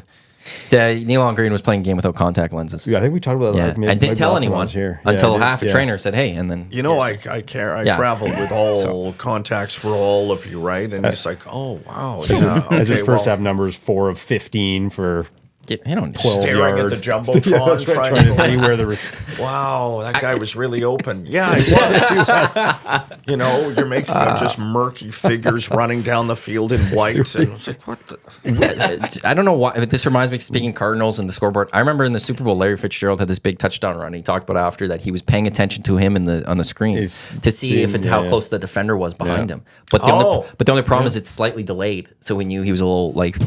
But I remember when he first talked about that. There's a Cardinal great. That is a great Yeah, he can Cardinal. go- Him talking about using the scoreboard to his advantage. I was like, I never would have even thought of that. But yeah, he was using the scoreboard to figure out his run. That's very smart. That's being smart. Well, you see And that then- in track and field actually a lot too. Do you? Yeah, they'll come around, they'll look up, and because they can get a sense behind them Oh, okay. of Yeah. where how they're pacing. So yeah, you'll see it there too. Usain Bolt's needing that. I do wonder what he would have done had he not held up so many times. So many of those races, he just stopped at the end because he won. He had finished that extra half second or whatever. Low like, 9.5s. He could have gotten low 9.5s. He's. I don't have a notion anymore that all athletes are clean. Like I'm not naive, but if there's one athlete that will crush me, that it ever came out that doped, it'd be Usain Bolt. Yeah. Straight up, that one would hurt me. Yeah, I agree. Everyone else, I could be like, yeah, well, it's sports. That happens. Like, screw them, I guess. The in Marion end. Jones thing That was one. crushing for people, and certainly with the tie here to Edmonton. Yeah. With what she did, and then Yeah. knowing what came later, and there were a lot of people that were. You're right, because I was on this. I worked at the 2001 championships, and when he brought her and Maurice Green in to try to build up a little bit of momentum heading in, and I mean it was a big deal. I mean, and she was like, you had no clue until you were next to her how like she was huge, like tall, but then built. But you're right. I think that was a real. I don't know what the right word is. A bit of a shock, even after the championships were well gone. Just Well, you her feel challenge, like you've been lied to. Yeah, as well, is totally. what I, No, you know, when exactly. I was there just as a fan. I mean, I was working for the, and I worked in a time in football when steroids were clear, present, and part of. It wasn't like there were bowls out like the 70s, where you A could Halloween grab candy stuff. dish type thing. Just grab what you need today. But if you knew what to look for, You could- yeah. knew yeah. that an individual was enhanced. Let's just say, well, looking back, I think it's just based on what we've seen. I think it's safe to almost judge, even though whether it's true or not. But that they were on it. It's better to judge they were on it than not for a lot of athletes of that era because of how much there was. Like in baseball of that time, I'm just going to believe most were on it, basically, based on the amount of players that we've seen either come clean about that they've done it or test positive from that time. Yeah. It's hard to think that was just the minority. What we know is all we know, and there's not further that goes into, especially in the baseball part of it. But yeah, Usain Bolt will crush me hard if that ever happens. Marion Jones went to prison for that, didn't she? Did she? She did. Yeah. Spent some time in jail. And her She was husband. Yeah. Yes, that's right too. I think you're right. I think that was a little bit in Game of Shadows, her Yeah. busting of stuff. Yes, 'Cause with Balco and all Right. of that. Because she was the darling. Well, I mean, God, she yeah. was the But she was darling. also American, right? And the Yeah. Americans will pump their people out Right. so hard. And so that's such a global event. But she had And to have the a top sweetheart American element to her persona, and I cheered. very, very easy to like. Yeah, she was I was Oh, yeah. against her. Yeah. But that's just Were because you? I didn't like Americans. I always cheered against the Americans, just straight up. And I still wear them. So, I'm I mean, against but it. Not she a was- Carl Lewis guy, I'm assuming. Hey? No. No. I will always, Low likability for him. I want the Americans to do as bad as possible. But I mean, she was a great. I mean, not only But she was. a great basketball Yes. player at Carolina as well. And I mean, Yeah. and I again, my role didn't. I was tied into that little press junket for a couple days, but she was. She was pretty quiet. Like I don't remember, like not a lot of bravado. Maurice Green had that. Oh, he yeah, brought he that was- on stage, Oh, but I she remember was a little Green. more. I don't know, understated, I guess, in her approach, which I think was appreciated by people in this town. And You know what? As we're talking about this, I'm thinking, there was a time in sports, and I realize it's a bygone era, where heavyweight champion of the world was as big as you could be in anything. Mm-hmm. But right underneath, and maybe now it is fastest man or woman in the world. Man, it's hard to. There's three titles that I think holds. Okay. The world's heaviest man still matters. World's fastest man, I think, still matters. Okay. And the winner of the decathlon, most yeah. athletic person in the world, you could say at that point. Right. I think those three still hold. Like heavyweight, I still think matters.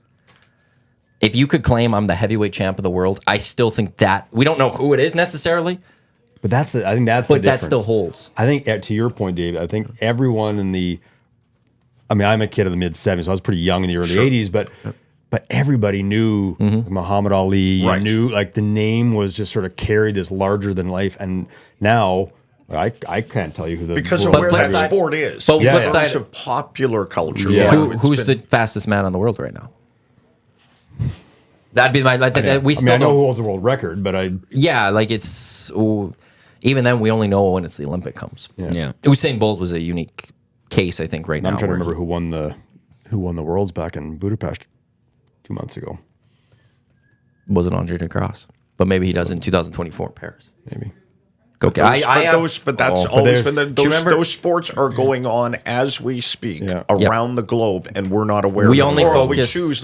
Yeah. We're like Oilers, and CJ Stroud. Yeah. Yeah. That's kind of where we narrow it down to. Do you remember those car washes we used to do at TSN? Oh, Aaron Bronstetter. Yes. He screwed me over twice with Andre DeGrasse for you. I still will never forget that one. Screwed us over twice. We were supposed to have him on twice, and he screwed me over both times. The car wash. Those car washes. God, those are great. I love Yeah. Andre DeGrasse, but when I think about him, I always think about that and how he should have been on with you. And screw you, Aaron. Can I read a text? It's a Yeah, pretty and then good we'll one. wrap things up. From Matt L. Says, shout out to the guy bumping the AM Nasty while stocking shelves at the Southside Shell Station.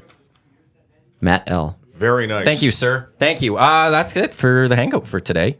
Thanks, gentlemen, for coming in. That was a fun like doing that. discussion. Thank you. It was great. Yeah. I like when you Yeah, guys it's do fun. this. Yeah. Coming up next, it is the Lock Shop, Dusty and Huss. They will have you covered with Monday Night Football best bets, along with some puck picks for tonight. The Oilers playing. There's a lot of action in the NHL. And then at noon, Tommy, you're back with Dusty as you guys will further dissect what's wrong with the Oilers. How could they fix this? Oh, my Should God. Jay You used to Woodcroft get be an fired? hour Should he not be reprieve fired? from all Yeah. this. You Oh, just good. get to do it. And then I get again. to do it tonight. And then he is back with the Oil Stream pregame show 6:30 tonight because it's an 8 o'clock game, and then you've got the postgame show immediately following as well. That's here, yep. all here on EdmontonSportsTalk.com, as well as our YouTube channel. On behalf of Gazzola, Jamieson, McLean. I don't know. I was going to say Milne for a second. I thought there. you were gonna say McCord. McLean. No, I wasn't going to say McCord there. It was going to be Scotty. Milne for some reason. Apologies. And Iwanyk. No. This has been the EST Hangout presented by Motts Clamato Caesar. Thanks for tuning in. Lock Shop is coming up next.